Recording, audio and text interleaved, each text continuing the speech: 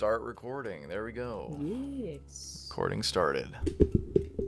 Nice. Welcome, everybody, to session 55. Mm. Ooh, yeah. Last time in our lovely adventure, you all had finished up preparations for the Githyanki ambush. The conversation began, and then an undead dragon flew over, used its breath weapon on the battlefield, and brought a horde of undead creatures to life.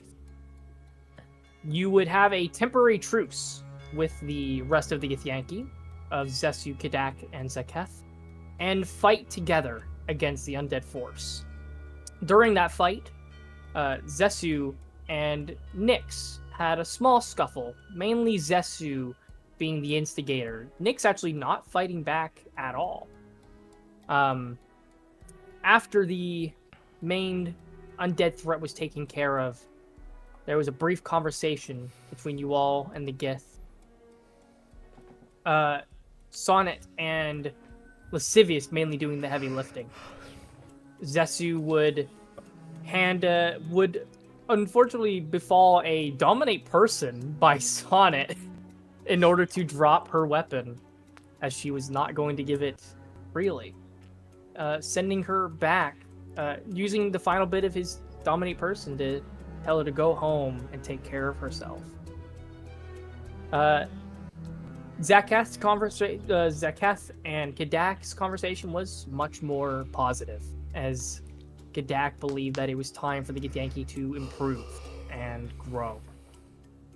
He willingly gave over his Lycan trap to Sonnet, and him and Zaketh went back to the Strix lands to potentially deal with what happened with the undead dragon flying from that locale.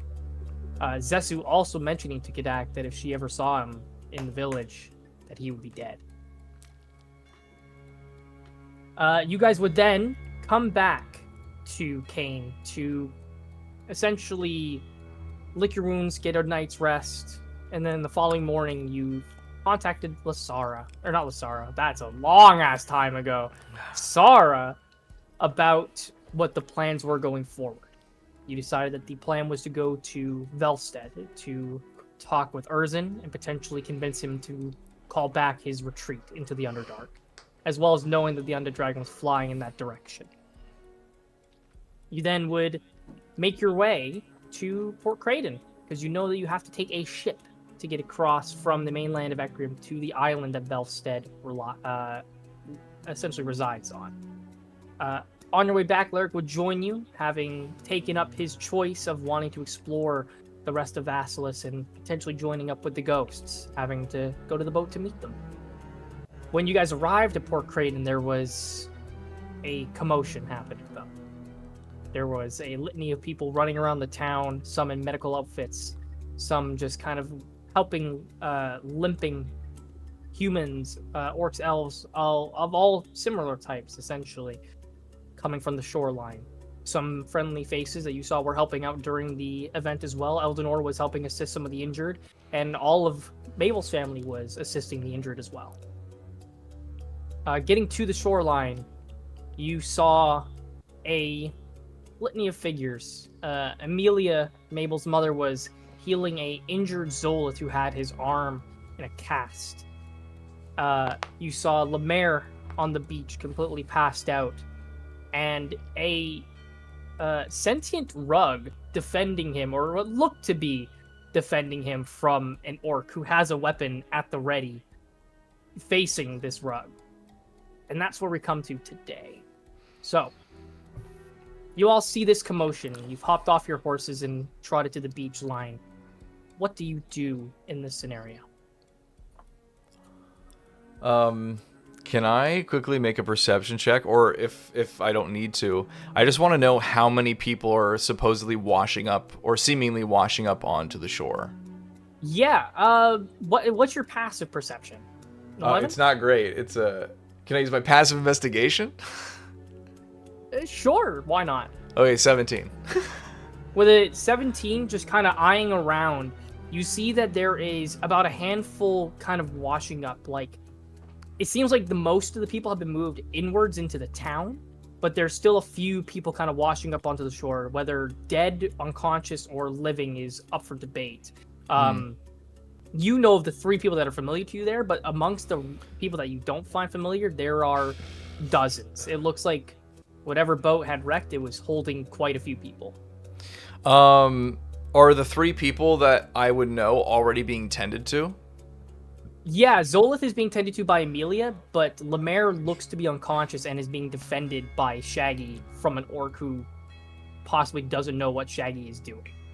I want to run. I'm gonna leave that to Bonelia. I'm just gonna go start helping stragglers as much as I can, just pulling them onto the shore, and yeah. For sure. Yeah. I'm going to go and try and find Mogral. For sure, yeah. You don't see her anywhere amongst the shoreline, so she's probably back into the main area of the town. All right. Sonnet, what do you do?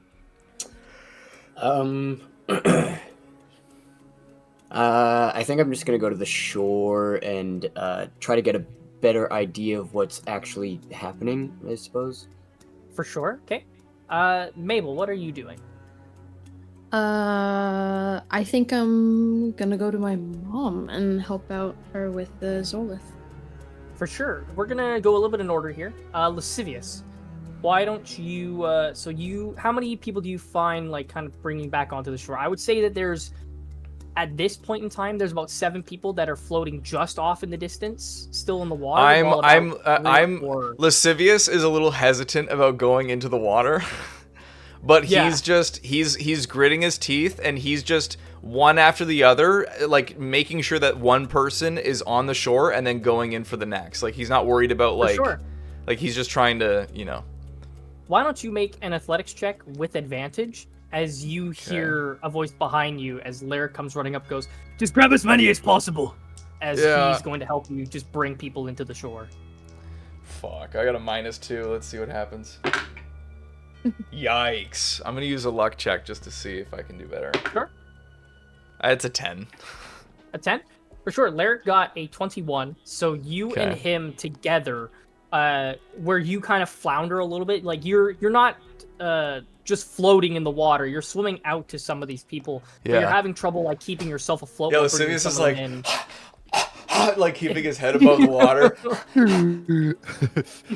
Lyric kind of comes in and joins you, helps bring in some of the ones that are just floating off into the water. You can tell that some of these people are already dead. The ones that were just kind of floating in the water have definitely drowned, with the exception of 1 or 2 of them that are just kind of coughing and heaving onto the shore. And you and Lyric kind of go and help out the rest of the people who have kind of washed up, whether making sure that they aren't injured. If they are injured, bringing them to somebody who can help. Kind of like putting like an arm over one arm of a person over yours and Lyric's shoulder, kind of dragging them off. Absolutely. Bonelia, there is just an orc who has this short sword and is kind of like doing like this almost like I would say it's like almost like a feigning maneuver, like trying to like see if he can get Shaggy to move to his side, as he just goes, "Fucking monster! Get out of the way! I'm trying to rescue the damn lad!" Bonelia's gonna run in front of the sword, like arms outstretched, and she's like, "He's fine. He's safe. He's friendly." They're just kind of stops and goes, "His Orog is smothering. It's probably gonna kill the thing." I'm gonna turn around and be like, "Shaggy, it's okay." You see, Shaggy has these incredibly loose threads throughout its entire body. A lot of its color has been like darkened from excessive moisture, and you can see like some of the tassels at the corner of his body are kind of like torn and need some desperate repairs. But you see it just kind of stops seeing you, and then it kind of like very slowly inches up to you, and you see it just practically collapses onto you. He is heavy. Like, he's got a lot of water in him. This is a very, very soaked rug. I just let him collapse on top of me, and I poke a thumbs out from the side of Shaggy. Okay. The orc kind of goes, "You fucking newcomers are weird," as he just kind of turns around and leaves you to be with Shaggy as he kind of goes off helping another bit of the crowd. Shaggy then kind of like, after like a moment or two of just kind of like being there, you see him kind of like move up and scurry over to where Lemaire is. I'm gonna go over to Lemaire. For sure. Mabel, you see Amelia has Zolith. Zolith has this incredibly thin looking white hair that looks to have absolutely been almost like bleached from seawater. It is incredibly unhealthy looking. He is very pale. His skin is right to his cheekbones. Looks like he's gone hungry for a while as well. You can see like he's got his clothing is tattered and torn, but it looks like old damage. The water wouldn't do this to what he was wearing. And underneath these torn bits of his clothing, you see that there are scars that look heavily infected. Jesus, yeah. Yeah, I think seeing all of this kind of, I imagine Mabel sort of running up and she'll kind of call out to her mother, and kind of get down in the sand and be like, how can I help? You see she kind of like her hands are kind of like shaking a little bit as she just kind of like, the little eminence of her magic that is there kind of like faints from her as she tries to catch her breath. She says, I've been trying to use any kind of medical magic that I have, and I don't have much energy left in me. Bill, do you have any kind of healing items at all that you can help with anybody on the shore? Yeah, I do. Let's bring him further out of the water. I can try. You see, she kind of puts Zolas, she kind of like goes around to his other side where his arm isn't in a cast and kind of wraps it around her shoulder and begins to kind of like lift him up gently. She kind of like looks to you and just kind of goes, do you mind grabbing his side? You have to be incredibly careful. Yes, of course. And I will. The two of you kind of take him off of the shoreline and up into like the further bits of the city. You kind of see the back of where Mogral's tent is. And you see there's like about 7 or 8 people in different types of injury, kind of like spread off and being attended to by some of the few healers that the people of Port Creighton have. Kind of bringing him up, you see like he's got this almost blank stare to his eyes. They look almost empty. In terms, there's not a single thought behind his eyes. Yeah, I think as me and my mother are kind of trying to help him towards the tent, no matter what side Mabel is on, she'll be like, Zolith, can you hear me? Trying just to see if he's like, yeah, if he'll break out of that or not. You see, he kind of like, there's like this 1,000-yard stare kind of breaks for a moment, but like he blinks for a little bit and kind of like looks around very, very weakly. And why don't you make a medicine check for me? Ooh. Okay, not bad. Okay, that's only a 10. A 10? That's fine because it is easy to see. He's blind. Ooh, You shit. can tell the way that like his eyes are looking around. He's looking at nothing. God. He's trying to find any recognition in the area, Okay. but he's just the way that his eyes are moving. You can tell that he can't see. Everything's going to be okay. It's Mabel. I'm here with my mother. We're gonna lay you down in a tent. It'll be okay. You see, he just kind of like very weakly you can see like some recognition into the voice, and he very slowly kind of nods his head. And you and your mother kind of like very gently lift him up again and begin to move him to where the medical tents would be off on the shore. Sonnet, you said you were I'm kind a of better peek. going down to the shore for a better peek, but as I'm going down, I would have wanted to cast Aura of Life. And so within 30 feet in a radius around myself, anybody that is there every 6 seconds they gain like 1 hit point, so it's pretty much to stabilize anybody that may be dying and stuff like that. Gotcha. But Okay, so I'll yeah. just be going to the shoreline, trying to get as many people up as I can, but also I want to scan to see like how far away the shipwreck is, like if there's still For threats. Yeah, why don't you make a perception check for me as well? Alrighty.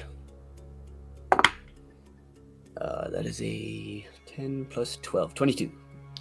22. So you wander around that shoreline, and as your just presence kind of going around, you see some people getting a little bit of color back to their skin that are currently up and awake.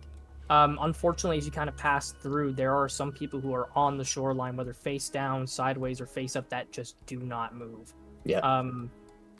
Kind of going throughout, you get to about to where Lascivious and Lyric are. You see them kind of like pulling people back into the water, and you see off on the distance of the water line, you see there appears to be just the barely visible image of something that is about to fully go underneath the water. You can tell that this boat was not very far from the shore, but it looks like it has been sinking for days. Sinking for days, like as in it's being washed into this broken ship.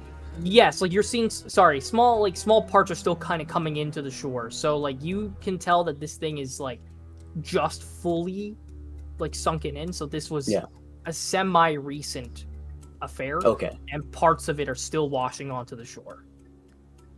As well as you can tell that there are, judging by the pieces that do wash up on the shore, what's strange about this is that there appear to be like char marks on some of it. So it looks like there was potentially a fire. Whereas some parts look just blasted and broken, whether from basic kind of explosions or any kind of regular damage.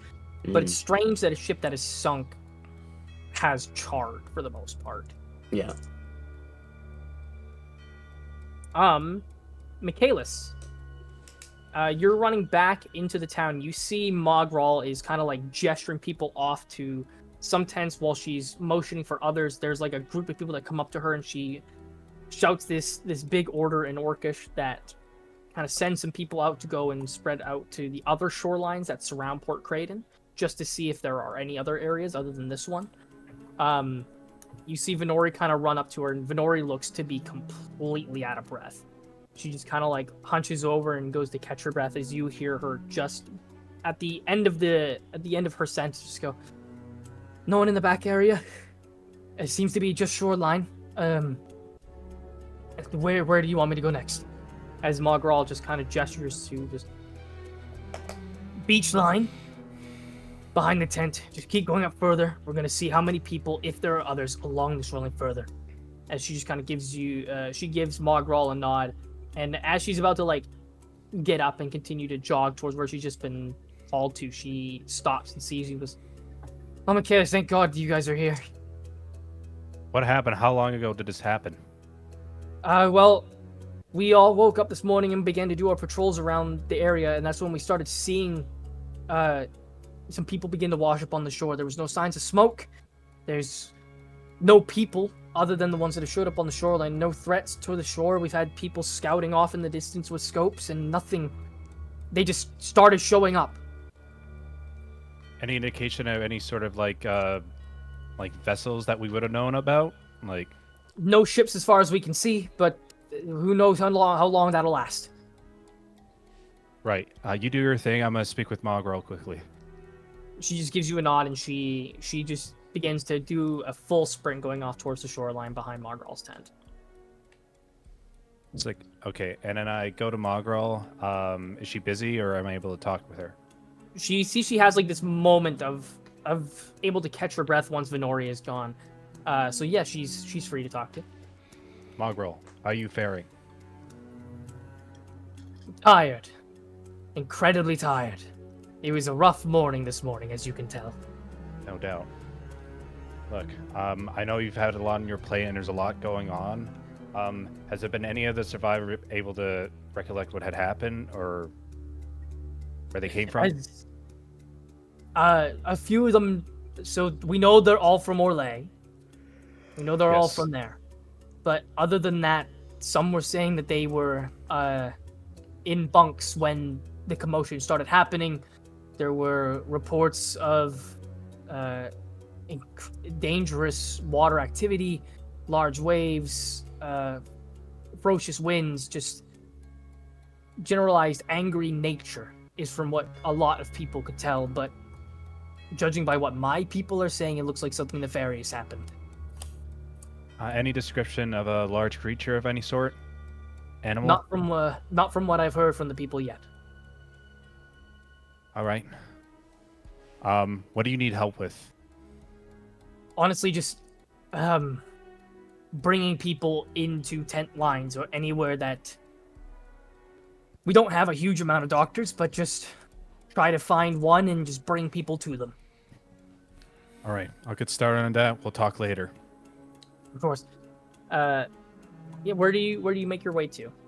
Back to the shoreline? Where? I'm gonna go back to the shoreline and start pulling people in. And if I find ones that are not breathing or drowned lungs, I'm gonna, if I can, attempt to resuscitate by just doing like CPR, For sure. that kind of shit. Yeah. Do a medicine check for me. Medicine check. That will be a 10. 10. There's not a whole lot you can do for the people that you can tell have been dead for a long time. Like, you can tell that some of these people, when you push down on their chest in order to get something out, you just see pools of water drain out the corner of their mouth. Like, some of these people are completely waterlogged. Yeah. They're on occasion though, there is like somebody that you are able to kind of help and bring up to the entrance to the port crate and to kind of guide them along the way though. Bonelia, you see Lemaire there, looks to be unconscious. You can see that his chest is moving, so he's breathing, but appears to be unconscious. I'm gonna drag him over with everybody else.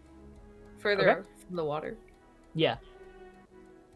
Shaggy tries to help you, but with how Shaggy doesn't have proper appendages, it's kind of difficult.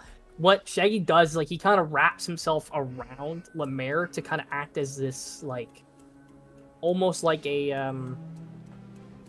weight shifter, so that way it's easier for you to drag and you're not just holding on to clothes. You've got a solid surface to drag. So Shaggy helps you bring him up to the shoreline, or past the shoreline and up to kind of where the more grounded areas of the town begin. What do you do? I think I have a cantrip for this. Hold on.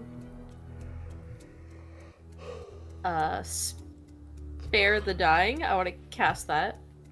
Read the spell out to me. Spare. I spare the dying. They stop making death saves and they're stabilized. That's what spare the dying is. Yeah. You touch a living Okay. creature that has 0 hit points, the creature becomes stable. You can already tell that he's stable because he's just purely unconscious. If he were to be making death saving throws, he would be in much worse condition. He just appears to be unconscious at the moment. Okay. Part of me wants to slap him to wake him up. But instead, I think I'll just... I mean, you could do 1 point of damage. I'll he's just not gonna... shake him a little bit. He just dies. Okay. Yeah. His head pops off. Yeah, you just kind of shake him a little bit, and after a minute or two of him still not waking up fully, you just kind of do it a little bit more aggressively, and you can see his eyes begin to kind of flutter open just barely as he just kind of very slowly puts his hand to his head and goes, "Oh, what the hell happened? My God, my head." As he just kind of okay?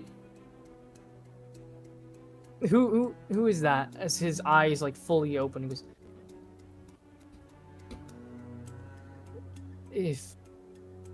Sorry, you seem familiar. Who are you? A friend. We'll talk about Okay. it later. Here with Sure. point to my friends. He kind of looks and sees Lascivious and goes, "Oh, you're not the." I You am. see, he kind Just don't. What? Don't. Shh. Okay. you see he kind of very slowly kind of like sits up properly, kind of like puts his hands to his head. You see like there's like a little bit of dried blood kind of like off to the side of him. And there's like small little bits of like new blood coming from like air, just kind of off from his head. You can see that he's still been a little bit busted open. He's I'll kind of cast like very Cure Wounds on him. sure. Yeah, what level do you do? First. For sure. Probably don't even really need to roll the dice if you don't want to, but you can if you want. Yeah. He using your cure wounds, kind of like put your hand to his head, and you can see like some color come back to his face as well as he just kind of goes, "Thank you, Bonelia.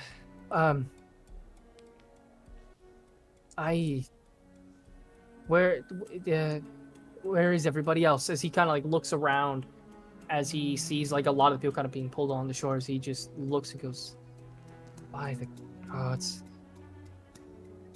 Do you remember what happened? Yes, we were. I was playing a tune for some of the people in the barracks when it was a horribly windy night. There was crashing waves against the boat. It was aggressive. The sea was angry, and at some point, it felt like something rammed our boat, something large. And the last thing that I can remember properly is running to the deck of the ship and seeing Zolith and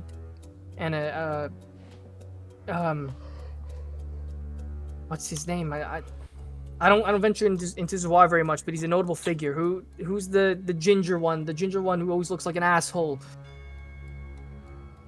What's his face? Adonis. Sorry, what? Adonis. Adonis. Sorry, it just came to me. I forgot his name for it. It came to me. Zolith and Adonis were on the ship. They were on the dock when the last thing happened, and something exploded, and I got knocked off board. A bunch of people got knocked overboard. Are they still around? Is Zolith around? I think I saw Zolith. Mabel was helping him. Yeah, cut to Mabel dragging him. Yeah. Adonis. When did you see him? How long ago was that?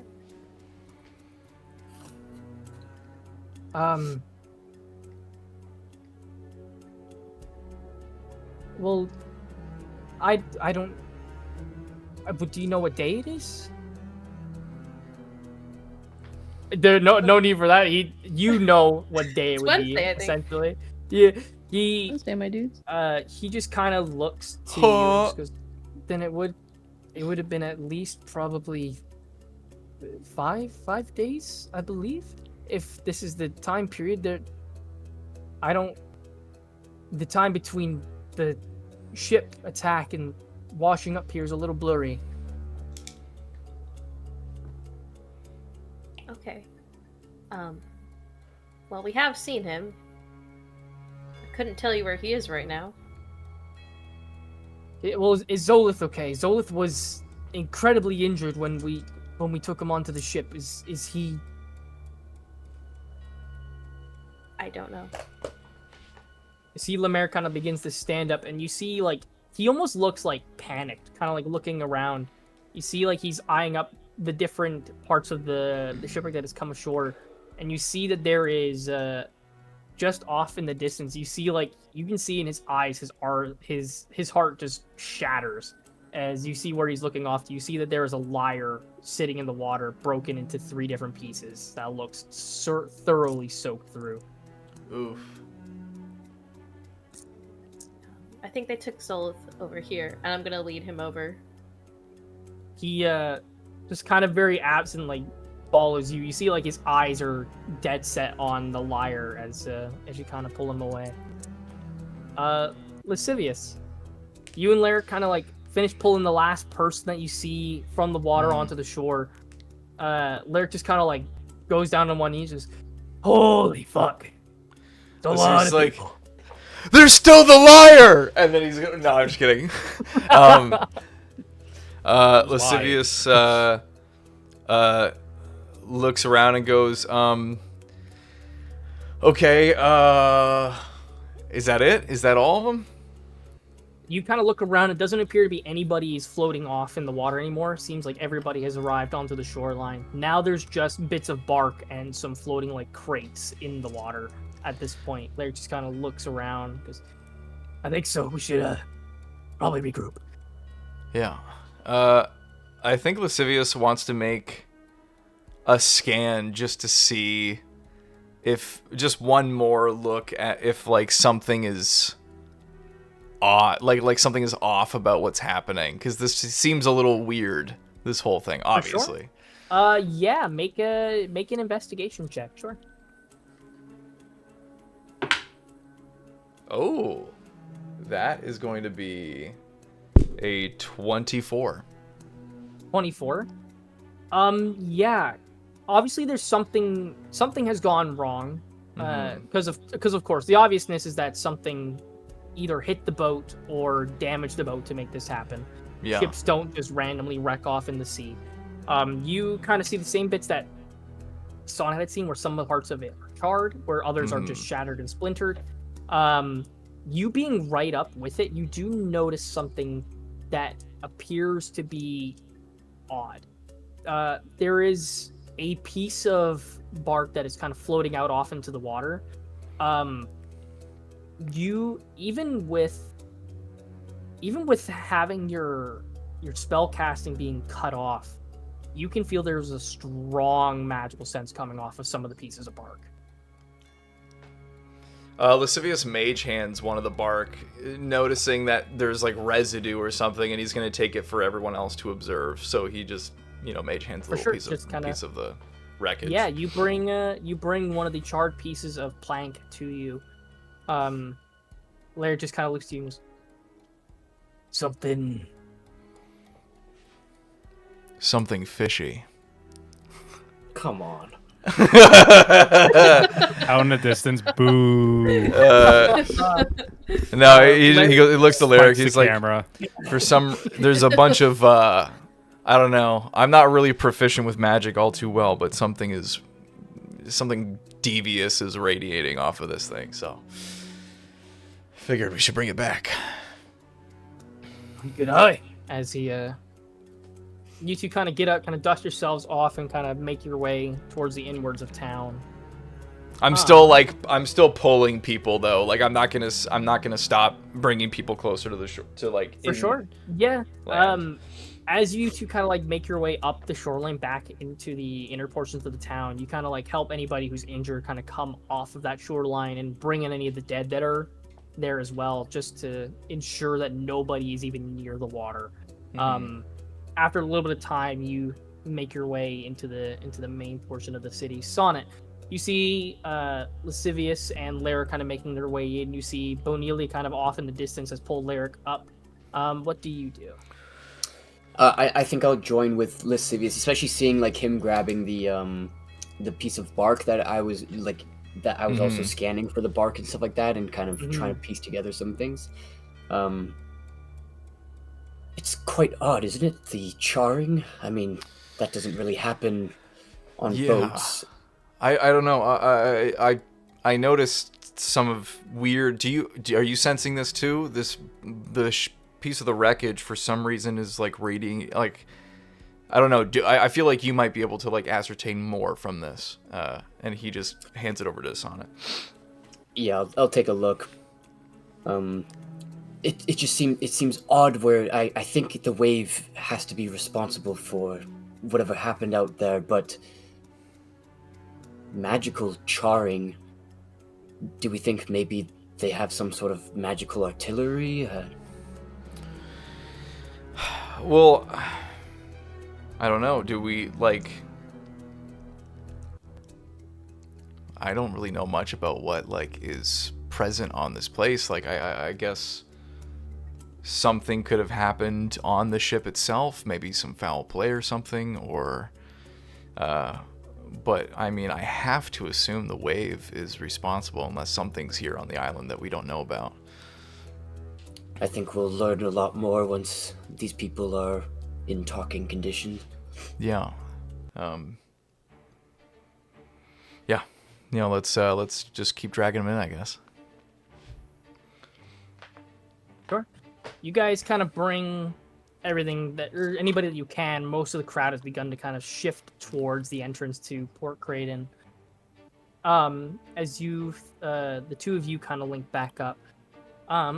Mabel, you, Amelia, your mother, and Zolith kind of go further into the city, and there is a sort of like a makeshift triage unit that has been kind of set up by a bunch of the orcs. You see that there are some beds and things like that, as Zolith kind of like very carefully steps with you as you guys walk into the city. The two of you kind of bring him to this tent area and kind of set him down, just laying him down very gently onto one of the available, essentially like gurney units that they have, as they've run out of main beds. You see, your mother kind of like looks over him. She puts her hand on your shoulder and kind of like walks you away from him for a little bit, just to kind of get out of his ear range. She goes, he is in the worst condition I think I've ever seen anybody in, Mabel. I know. I saw some of his scarring from beneath his clothes. I feel like that's older, perhaps from before. Zolith was supposed to show up at the... He never did. I'm Could assuming have been Lolth, it could have been Zahir. Or both. I don't know. You see, she kind of like, she puts her hand to like to her chest and kind of like grips her clothing a little bit. She goes, "What are we going to return to? What exactly are we going to return to, Maple?"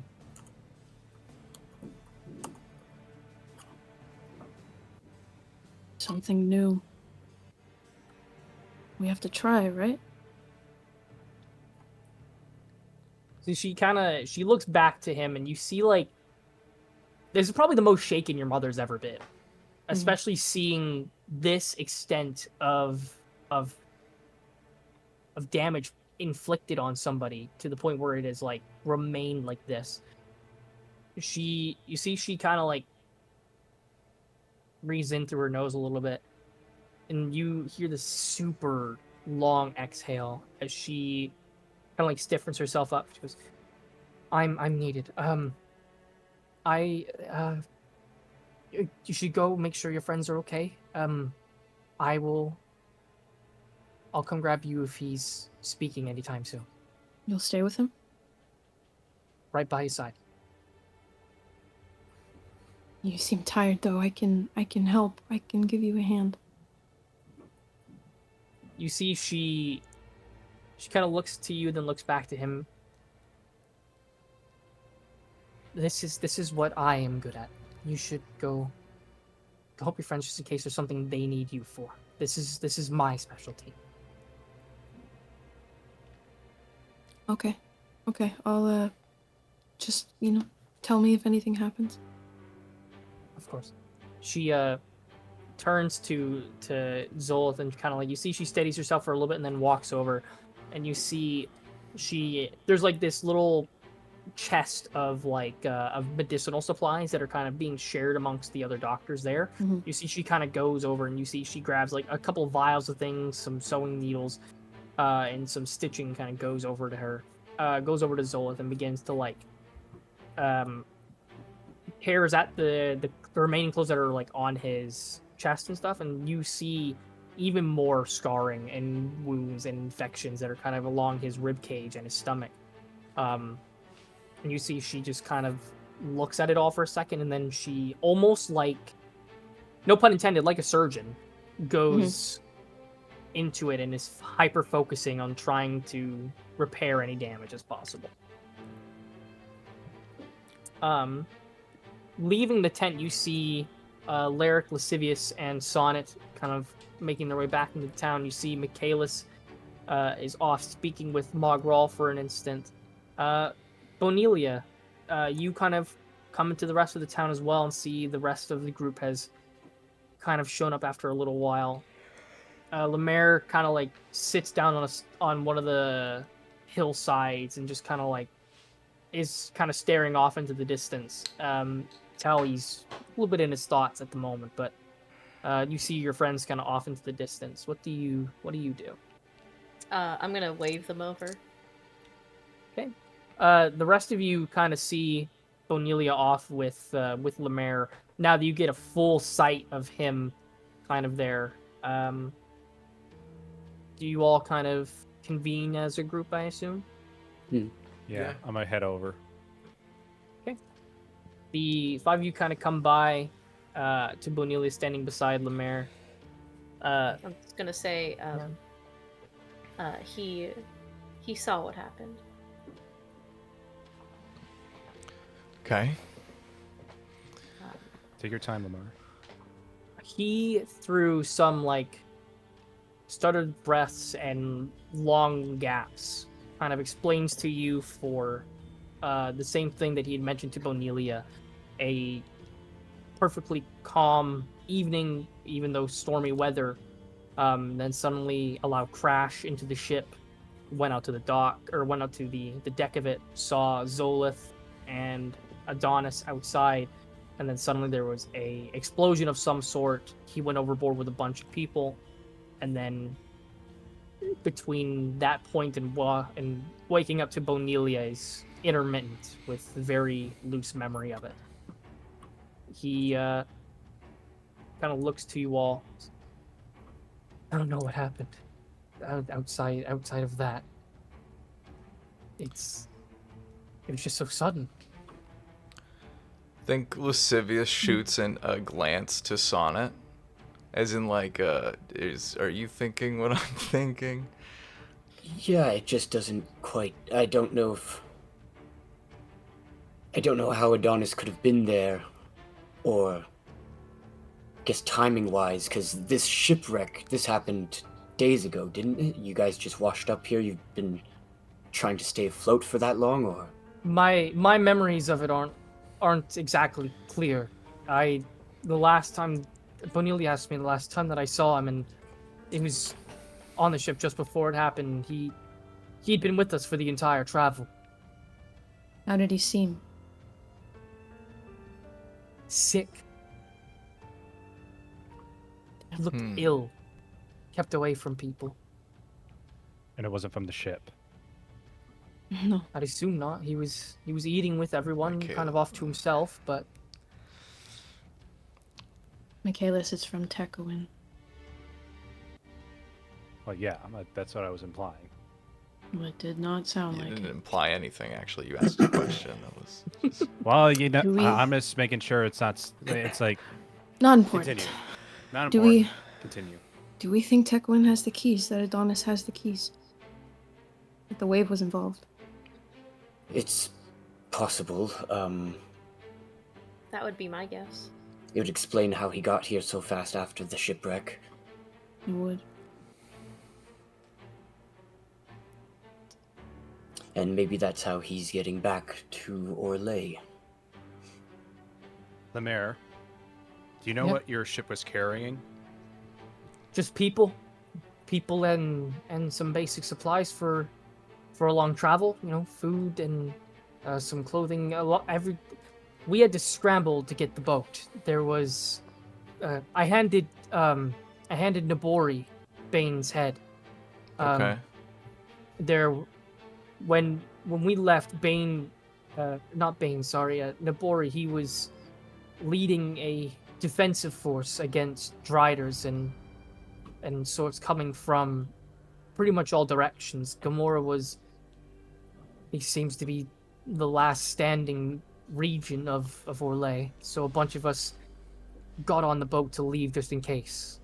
So Nabori was able to go to Gamora and... He using Bane's head, I don't think I've ever seen Gamora so organized.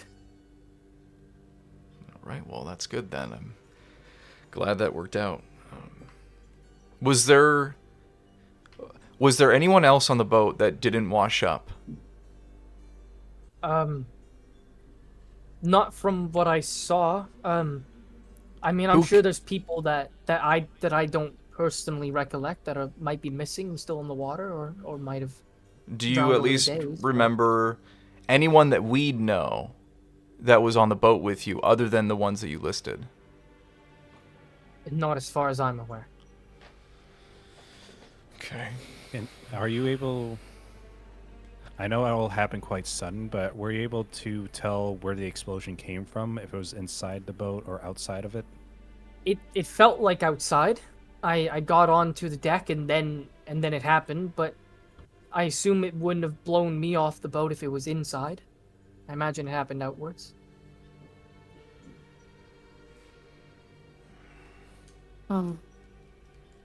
Something I noticed while helping with Zolith and my mother,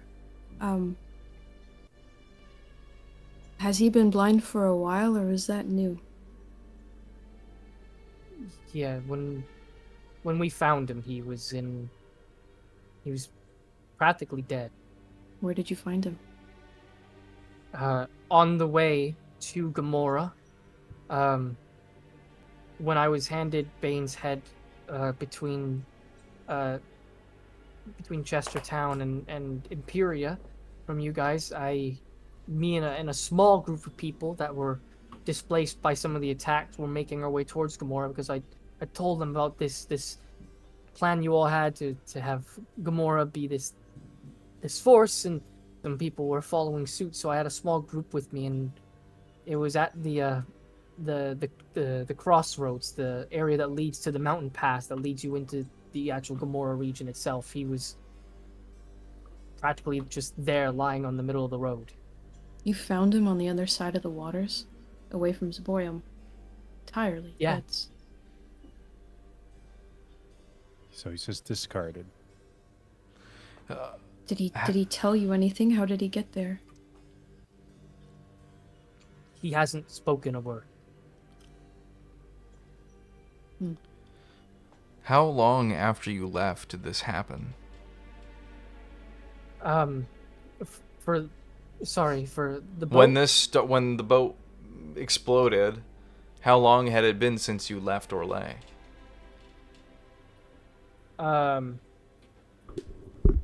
It had probably been, I want to say, about a month and a week or so. The last few bits I'm not entirely sure, considering the mishap, but as far as our boat captain was aware, we were only going to be a few days out from what I assume is Ecrium. Who organized this trip? Just the people who were there on hand. Like, was there not someone who initiated the whole thing? Like, I'm assuming Well, maybe you know. No, a few of us were worried about Gamora falling, and so Nabori had told us that there were some boats left over from when Bane's rule was there. So there were a few of us who took said boat off. No real notable figures from what I'm aware, a part of myself, Zolith, and Adonis and Shaggy there. So is most of Orlais evacuated into Gamora? I have no idea. I've only seen from Chestertown a little bit into Imperia's ruins and then to Gamora. Nettlebank is a complete ruin. It's practically burned to the ground. So I'm not sure what the case rests for the rest of the continent.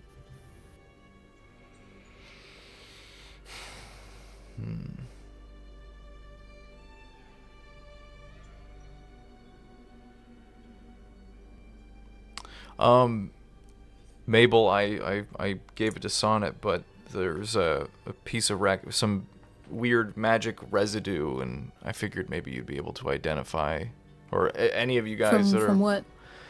from the From wreckage. From the Yeah. wreckage. It's Could have been from the wave itself, but we don't really know. yeah, it's Okay, yeah, really I can... potent. Yeah. What do I feel, Walker? For sure. I assume are you using detect magic or are you using identify? I will use both. For sure. Quickly.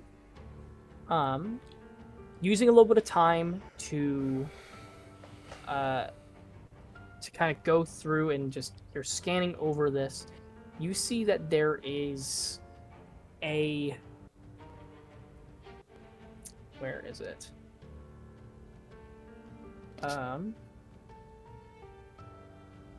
You can tell that the piece of bark that is there has residue of evocation magic. And from what you can tell, this actually you're using identify, right? You're using identify too? Yeah, both. Then I'll have you roll an arcana check with advantage. Nice. Oh, thank God. 24? With 24, using identify as well as detect magic, you have seen this kind of magic before. In fact, recently. But you've never seen it at this magnitude. You can tell that this was a 9th level fireball. Jesus.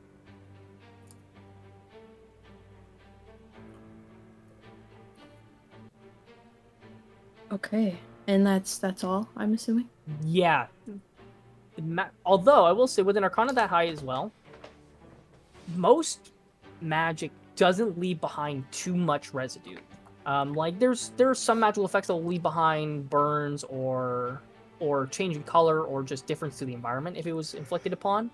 Mhm. Fireball is just a fire spell. It would just char whatever board that it's there. Something immensely powerful must have been altering this spell to make it more lethal if it's going to be leaving behind residue. I'd like to ask, Yeah. am I able to determine, based on, like, maybe the damage from the wood, or if I can kind of look out to the wreckage? It'll be hard because I can't get a close look, but, would I be able to determine where it was casted? Was this from above and from a distance, or was this from the decks of the ship itself? That would be a little... Hard to tell. I'm gonna say...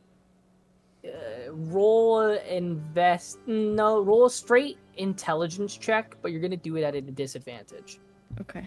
Could I Yeah, actually lend my, like, even though it's magic and such, like, could Michaelis actually kind of help to determine that, since he's like worked with siege You've been weapons? From the on war. Yeah, you've been on boats quite a bit in your time. So yeah, I'll say that having some history, having been on boats for militaristic reasons, yeah, sure, you can give her the help action and make it be a flat roll. All right. So just That is- flat d20, or am I adding Yeah, intelligence? just flat Decent. d20 plus your intelligence. Oh, okay. Oh, 28. 28. Oh my god. I couldn't make calculation. Yeah. Yeah, With a 20, the wind and the... with a 28, using Michaelis as well, kind of like looking around to some of the other pieces that have been brought in, you can tell that this would have been used as part of the deck. A lot of pieces of the boat would be like, they use different types of wood for different purposes. So this being is just for the main decks of the ship. This wasn't used for the side of the hull or anything. Mhm. So So it looks like that- besides, sorry. With your Walker. knowledge of arcane as well, you know that a Mhm. fireball can only be launched from somewhere that you can see. So Uh-huh. somebody had to be on the deck of the boat in order to launch Mhm. it. And Walker. Yes. Do I know Adonis to, like, kind of, you know? You know that he's a wizard. Yep. Okay. So putting I was this all thinking he might be a together then- sorcerer, but So I looked at Yeah. Mabel and just like, well, this was on the deck, close proximity, and Adonis would. It's Adonis. It's Adonis. Okay, so Adonis tried to take out Zolith. Zolith is very fortunate to have survived if he was on the deck with... Oh my gosh. I don't think he needed a 9th level fireball just to take out Zolith. Apparently he was already in critical condition when he got on the boat. I'm assuming he just wanted to take out the whole boat. yeah. Well, of course, but, you know, they were on the... On the But why deck. the So Adonis sabotaged his own Right. travel. It's complicated. There's more here than just Adonis. Yeah. But essentially, yes. So, does that mean... So, I'm not great with politics, but Zolith is... Would he be... Like, he was married to Queen Levira. Yes. So that means that he would be the successor to the throne? Which means that if he was dead, then it's up for grabs. Knowing, I won't even need like a history roll on it because it has been mentioned a couple of times. Zolith was banished from the kingdom of Zawar. He was essentially told that because he wanted to help the people of Zawar, and so Levira at the time essentially kicked him out of the kingdom, separating them as a unit. And Zolith essentially went on to found what Saboyum became. So Zolith has, as far as you're aware, unless Levira kept a secret will that was intended for Zolith to inherit Zawar in her placement in case of something happened, Zawar has no attachments to... Zolith has no attachments to Zawar other than its initial founding. So technically right now it's as anybody's taking. Well, it's also a wasteland, so I don't even know if that's going to be a motive. Well, So I yeah. guess it was just a massacre for the sake of it then. Well, if Adonis had been taken... I'll say as well, just for Sonnet, you know that Tekwin has an immense more amount of power than he did when you were with him. He And needs he was souls. practically on the closest that he's ever been. You can probably surmise that this fireball was probably another quick massacre like it was in Zawar, where Lolth had this dome and Tekwin could essentially have free range on as many people as he wanted. This was potentially another one of those stunts to get a mass amount of tallies. Yeah. So it wasn't really political, it's more so he's just trying to get stronger, and he's going to do whatever he can to get there. For the sake of carnage. Fuck. Alright, so then what's our next step here? Well, he's gone. Do we still think the wave is involved? I just don't know how he'd get back to Orlais without the wave. I don't know how he got off the ship without the wave, or I just don't know what his powers are, what he's capable of. I didn't Well, get we saw... And Tekwin Joe, must be working together. Well, I was going to say, like, we've seen this before with the guard at the front of Cain, that even if Adonis is dead, Tekwin can still take control of his body, couldn't he? So he could just be like a host. I don't think he's dead. That doesn't make any Adonis, or- sense. He's not dead. He's not dead. There was a note that he had left for us.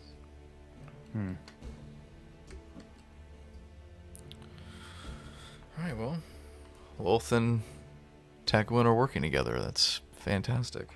It just doesn't make sense how Loth didn't know we were here when he saw us first, so I don't know what that means. You recall back to the first initial meeting, Tekwin had specified that he wasn't going to let Lolth know because you were his. Yeah. So then he somehow has the wave, He would have to have the keys. but Lolth took them from us. So did he secretly And take it's it when we were possible. killed? I'm assuming that he just left here under the pretense. He's probably just deceiving Loth in that regard. He could still be working together with her. I don't think there's much we can do about him right now. No. Isn't Erzin more of a... Yeah, I'm with Sonnet on this one. I think we need to get moving. Yeah, we need to Is see it- him. Are we sure it's safe to cross waters right now? Lyric speaks up. Don't have a choice. Well, the distance between Port Creighton and Velfstead is not even a day's worth of travel. It's only a couple of hours. You're gonna need a smaller ship than the one you came in on, though. That I can work out with Mogrel. It's only a small crossing, yes. So, like, we don't have to worry about long travel in the water. Like, even if the wave is waiting for us, I don't think it's going to be able to get to us in time. And if Tekuin's in control, he's not going to want the wave to take care of us in the water. He wants me home for it. So we can count on that to make sure we actually have a somewhat safer crossing to Velstead. So, for the time being, I guess let's make sure everybody here, the survivors and such, are kept well. Let's help Mogrel set these guys up for the camp and such. Lyric, how soon could you get a boat for us? I'll go talk to her now. And he splits off from your group to go and speak with Mogrel. And Lemaire? Yeah. You're good with stories, so while we're gone, do you mind collecting everyone's stories? I want to know if everyone else knows about what Adonis was doing before the attack. You see he kind of like stands up from his seated position, kind of like dusts himself off a little bit. Yeah, I'll go visit every tent, I'll go visit every area, and I'll see what I can gather in as quick of time as possible. And you see he kind of begins to make his way. Well, I think we have some time before we go.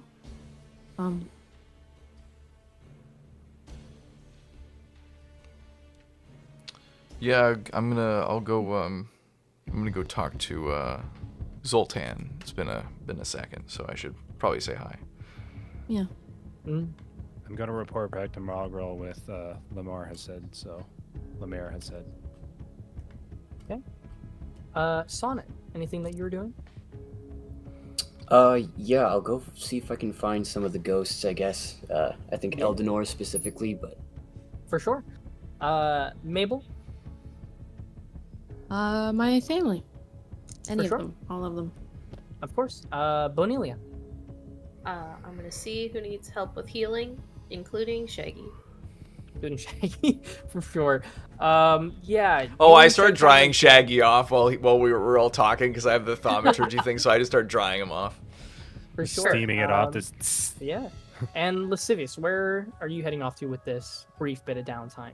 Yeah, I'm gonna go talk to Zoltan. But actually, real quick, before I do that, I'm gonna go to Mabel, and she'll be like, "Hey, my mom is still really weird to say. My mom. My mom is apparently she told me that she's kind of around Orlais, kind of observing. So maybe if you do a little message to her, she might be able to give some information." But yeah, I'm gonna go. I can do that. Yeah, I'm gonna go talk to Zoltan. So I'll see you later. Okay, I'll let you know. Yeah. Okay, we'll start off with Bonelia. Bonelia, you, thanks to Lascivious and with you as well, Shaggy kind of like completely has dried out. You can see his colors have faded from just the water damage. Unfortunately, still is kind of rough around the edges and things like that. You kind of go through, kind of help stitch up a little bit of his damaged things as well, but he's gonna need somebody who's good with carpets and rugs in order to fully get him back to full. He's gonna need a good power washing, but Every person that I wake up from being unconscious, I'm like, "Are you a seamstress? Are you a seamstress?" Yeah, Man they stuck with needles in his hand. Yeah.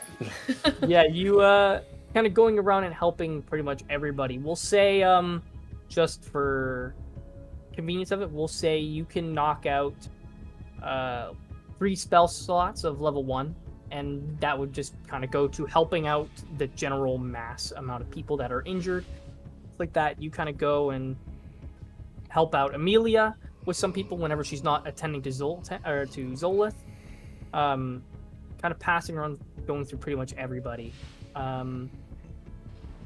Yeah. Cool. And let's give you a medicine check as well, because Amelia will kind of beckon you over quickly to see, knowing that you are the cleric of the group, potentially you're able to help her out a little bit more with Zolith. We'll see.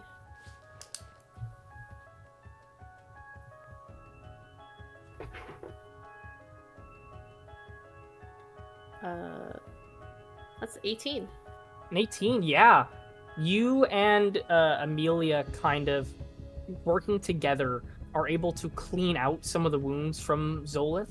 You are able, with some of your magic, kind of help keep him numb for some of the procedures.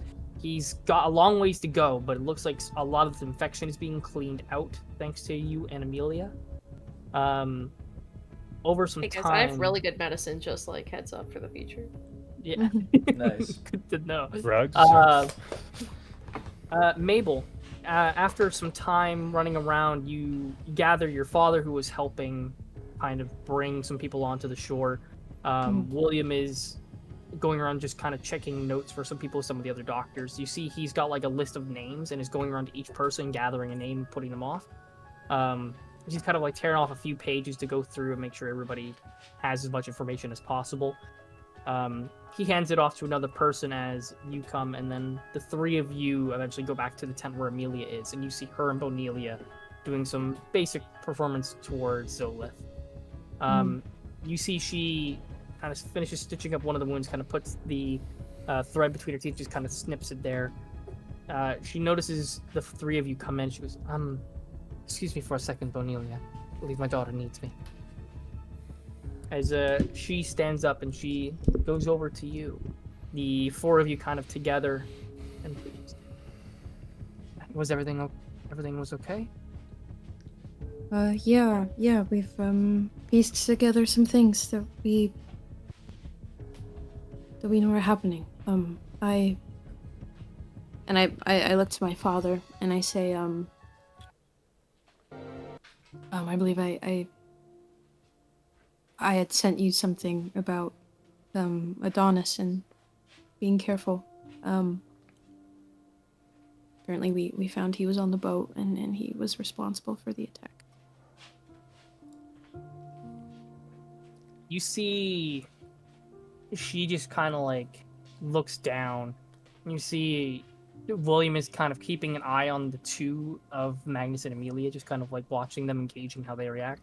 You see, what's your passive perception? 18. You see that Magnus has his fists balled up and they are turning red.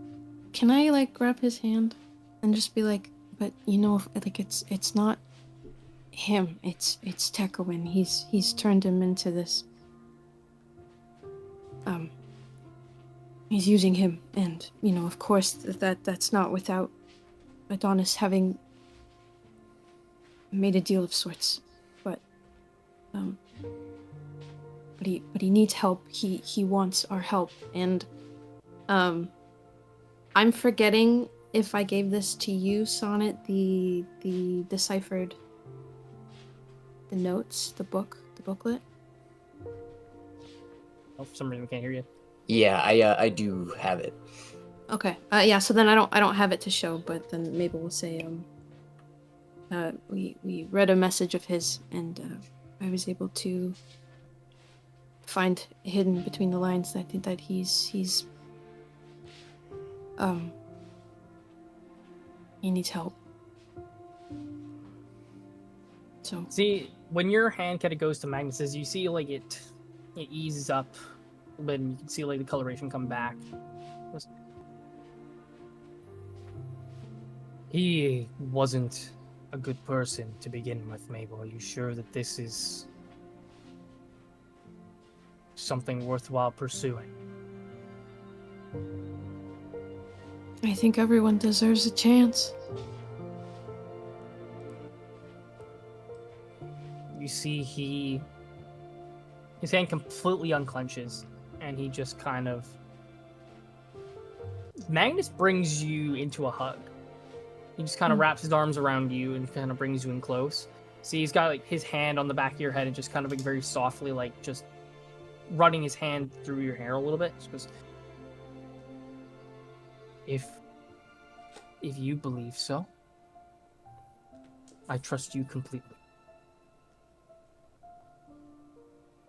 He kind of breaks it away and kind of like puts his hands on your shoulders. But if anything bad happens, I'm going to fucking kill him.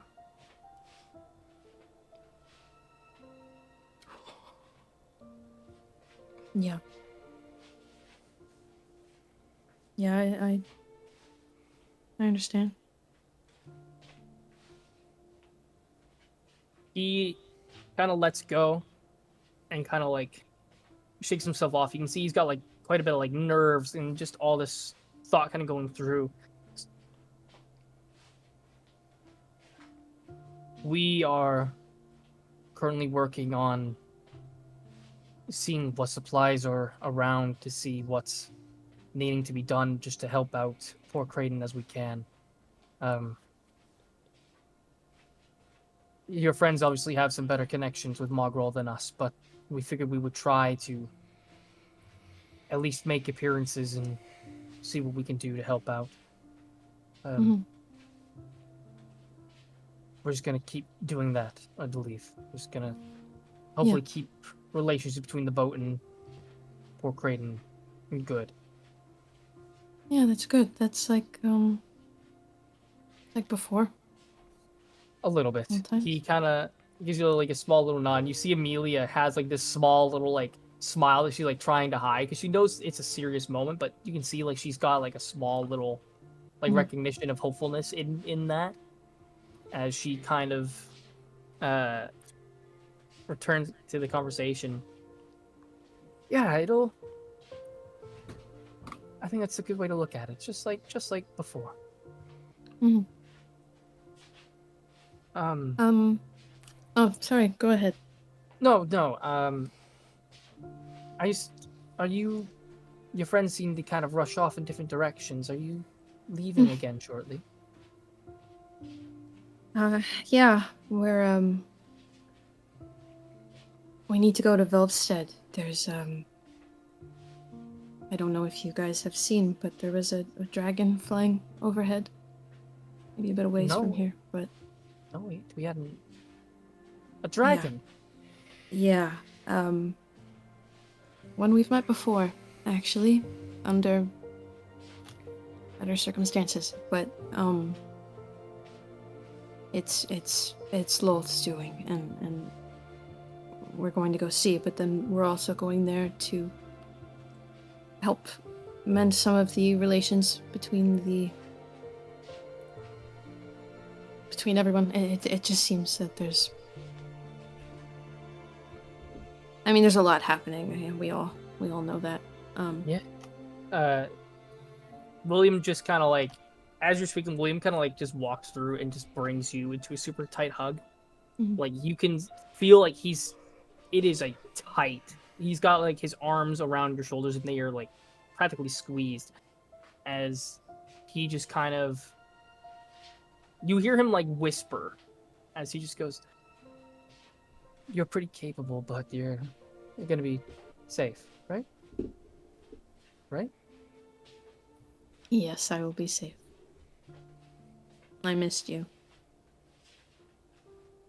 He just kind of like breaks free and kisses you on your forehead. Just, I miss you too. Just don't. I don't want to make the joke, but please don't die again. Please. I won't. I won't either. I'll make the. I bet you 1,000 gold right now. Oh, That do you have 1,000 gold? Theoretical gold Mm-hmm. that I'm gonna outlive you. Oh. Yeah. So now you have to outlive me, so that way you can get the money. Right. Damn inheritance. It's a bet. It's a bet. It's a bet. He puts out his hand to go and shake yours. I'm gonna go do it, and then no, I won't pull away. I'll do it. Okay, I think maybe she's like, should I? And then, yeah. You two shake hands. You see he pulls you like super closely and just kind of like has this embrace with you for a moment, and then kind of like breaks it. And you see like there's like a small like tear that has like appeared, and you can see the stain from his face as it goes down. He just kind of like, Mhm. yeah, whatever, you're gonna do fine. As he kind of breaks off from the hug, and just Mhm. kind of, you see he goes back to the papers. You can see that like he's worried, but kind of breaks off because Mm. he doesn't want to let that continue to show. I think in this moment, while it feels nice and it's a great reprieve from everything, I think Mabel will kind of bring it back as she continues, and she'll say,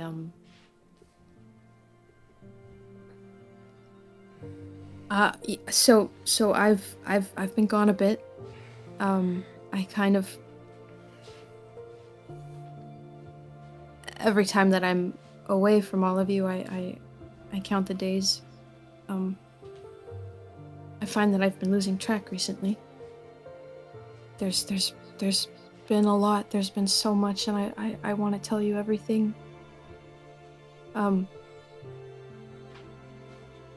There's something that happened. A lot of things that happened, but Father, do you know an Ark Morovo? Worked with Pacey. Maybe you would.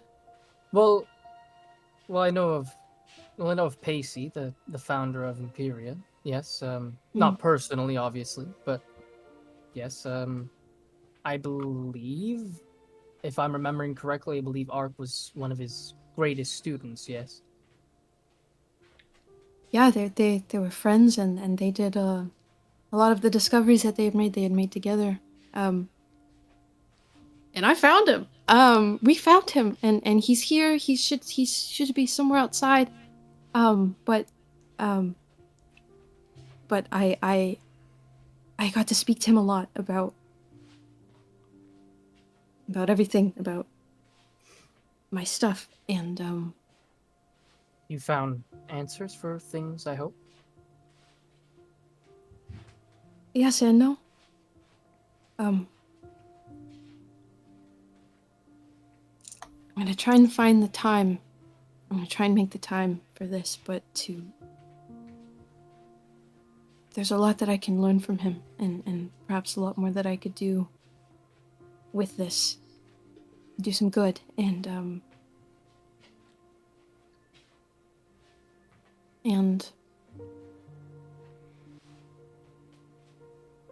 I think she pauses, and she's not really sure if she should bring Yeah. up this idea of Pacey or not, or to like, if this is the moment that calls for. Yeah. Magnus kind of like reaches out and just puts his hand on your shoulder and goes, "You said there's going to be time. You sounds like you have your plate full at the moment. Yes, We but I can't find wait." that every time that there's I feel like every time that I want to make time for something, I can't because then suddenly I don't have the time anymore. And then I find that I never get to have the time, and then things happen, and then more things happen, and then You see Magnus kind of looks to Amelia and she returns the look, and there's like this look of recognition between the two of them. They kind of look to you. Go, I get completely what you're feeling. We, even before this happened, before, we weren't the most active with both of you. William, to a certain extent, sometimes felt like a extension of myself, just in terms of work, and we need to rectify that. Absolutely.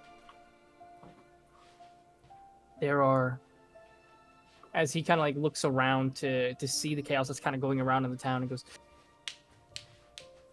"It feels like there's no time at the moment, and that is true.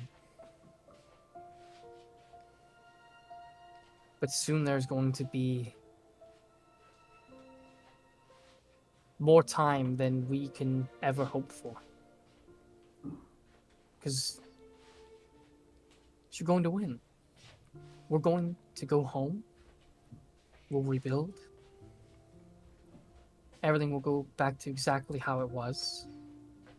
Only better. I swear to you, mate. When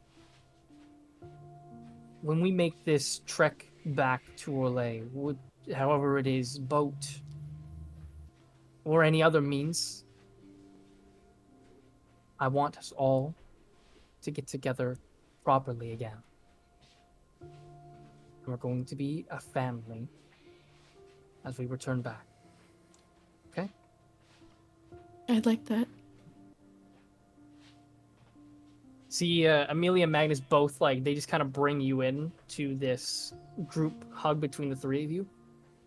As Amelia kind of, like, you can hear her stifle back a sniffle and cry as she goes, everything's going to be perfectly all right, hon. Okay? I'm gonna fix We're not this. and we aren't going anywhere. Yeah. You see, Amelia kind of like pushes you away from them. Goes, oh, you should go with your friends. They're probably gonna need you a little bit. As she kind of like, you see, she makes this hard pivot and goes back into the tent and kind of immediately goes to Zolith. But Amelia, you see Amelia come back and she kind of like shoos you away. You can see that she's got like this really optimistic kind of smile to her face, even though she has like a tear that kind of went down her cheek. Magnus kind of puts one hand on your shoulder and just kind of looks to you and goes, I knew that you were destined for great things from the moment that you were born, Mabel. You and William both. And every single day, you proved me right. Go knock him dead, kiddo.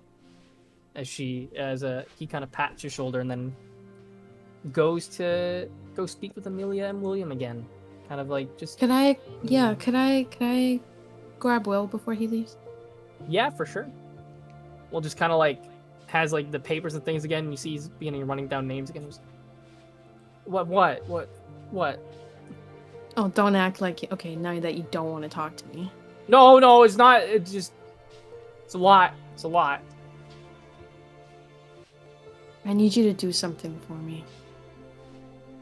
Sure. Very easy.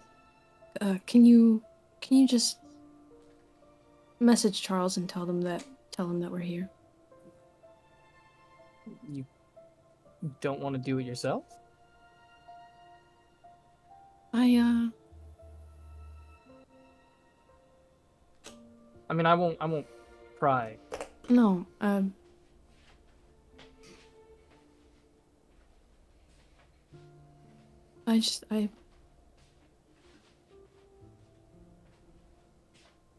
it's another... I get it. It's complicated. Yeah, he's quite busy these days. I wouldn't want to pull him from that. Yeah, I'll let him know. Yeah.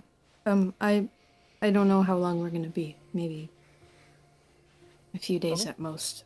But I'll let you know. For sure. Yeah. Just be safe.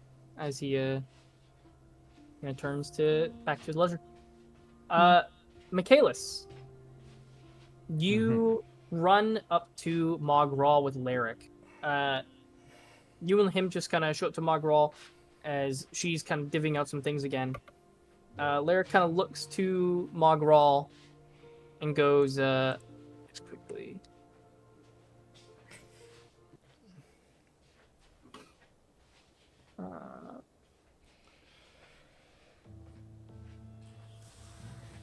Sure. You and Lyric come to Mogral as she's kind of divvying out orders again. Lyric goes, we need a ship. And you see Mogral just stop and like turn to the two of you. You need a ship right now.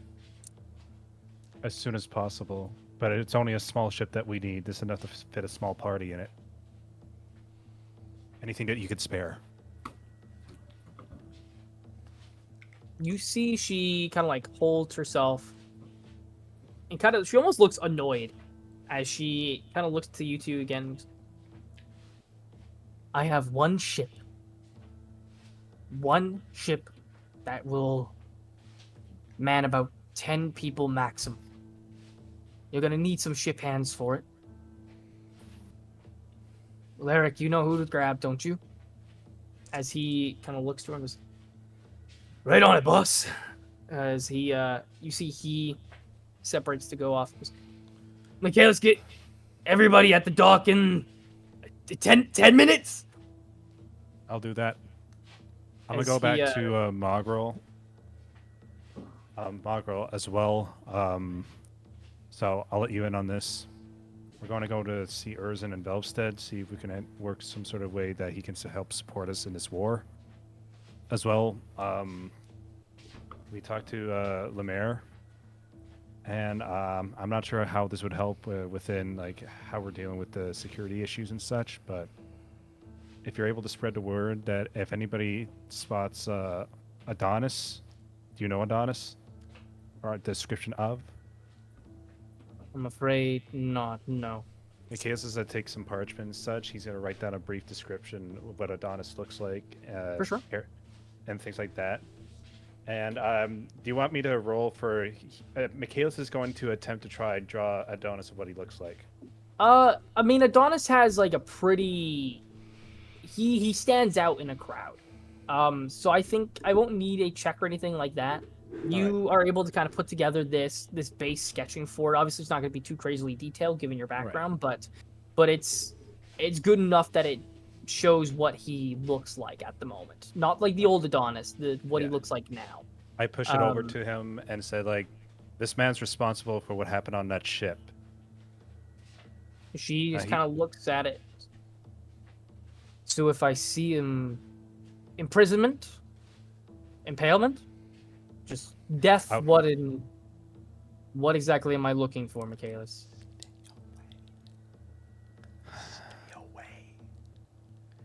Get away. I would like you just to report on his location and make sure whoever spots him, do not interfere with him. Try to send a message to either my party, myself, to Mabel, Lascivious, any of us, to let us know where he is, and then we'll try to deal with him. Right now, Adonis is extremely dangerous, and he's not to be trifled with.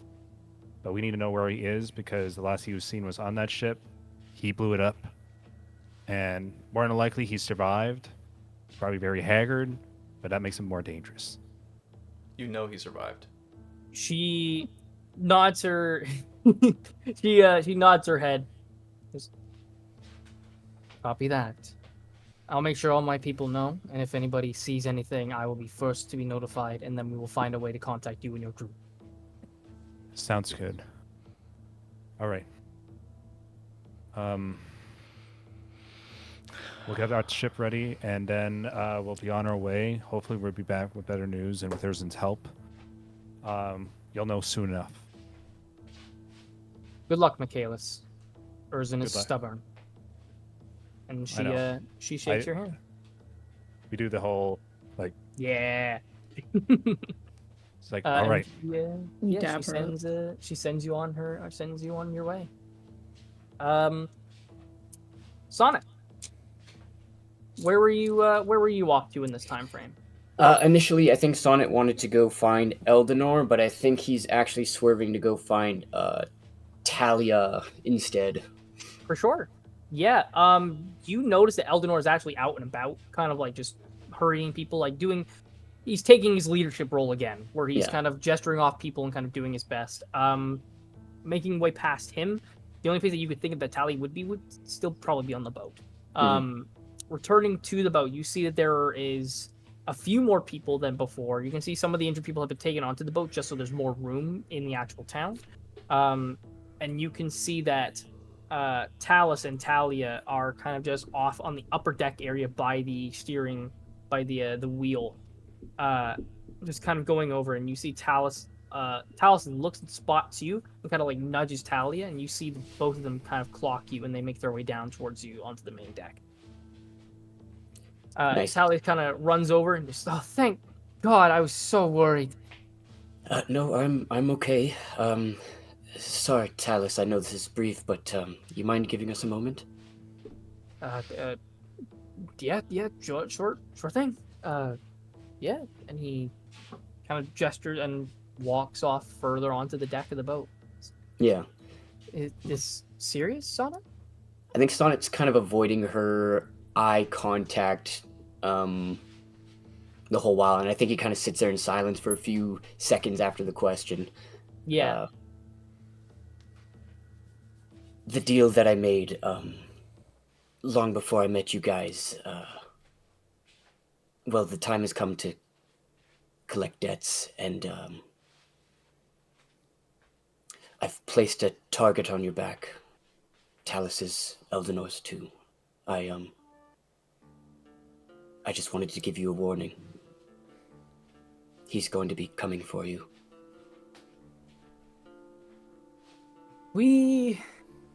Eldenor mentioned that this kind of conversation might come up at some point. Thank you, though. We'll be extra cautious when we travel and a lookout. Since we're missing a little bit of muscle, we'll have to be a little sneakier, I suppose. Yes, that was partial. I'm sorry. I know it's unfair. I know you've been keeping us together for all this while. I just need you to do it one more time to keep everyone together. Of course. What else would someone in my position do otherwise?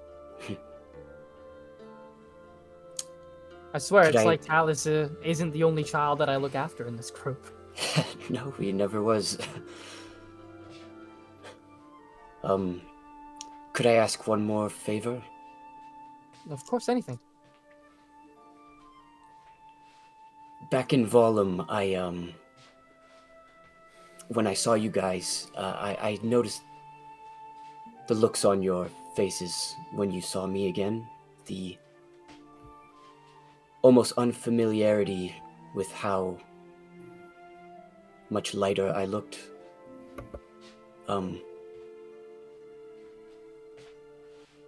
I'm going to deal with this problem, and if I, for some reason, can't tell her myself, can you just let her know what she did for me, Mabel? You see, she kind of looks a little somber towards you, but she pulls you into a very soft hug, and goes, "You're gonna have to tell her yourself, but I will."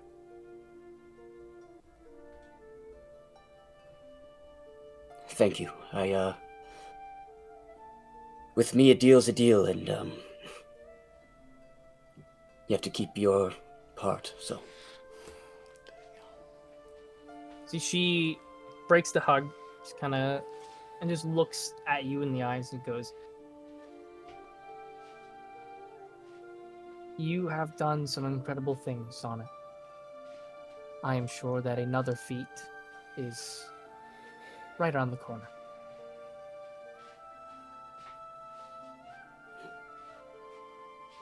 There you go again. I take like a few steps away. always keeping us together. She kind of gestures. She goes, "You're the one, the shark-looking one. I believe he's coming around." That's Larrick. I'm hoping he's made a good impression already. I haven't really met him outside of the moment that he came up onto the shore. So, what do you mean by impression? Well, I'm hoping that he'll be around for a little while longer, and there's just something about him that makes me think he'll fit right in.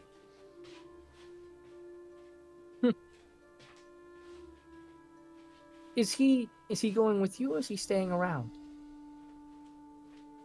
I think he's coming with us on this venture, but I'm actually not completely sure. Okay. I'm sure we'll get to see him properly in action here soon. He looks capable, to say the least. He's a fun drunk too, so that helps. She just gives you a small token, like a pat on the shoulder, and goes, "Go to your friends." I just I start walking. I just do like a wave from behind. And you make your way off. Lascivious.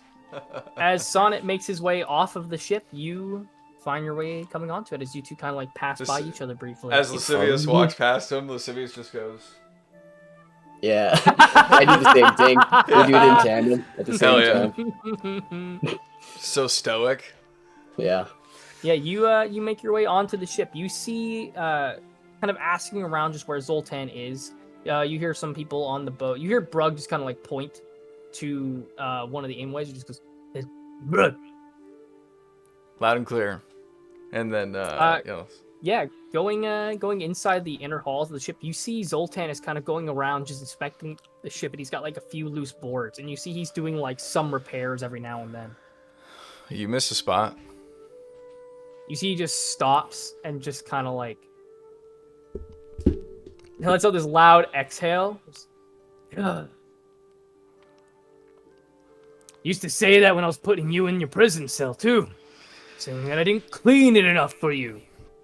Yeah, well, I mean, it was the most comfortable living space. Like, I'd want it to be as comfortable as possible. You see he turns around. He's obviously his beard is a little more disheveled now.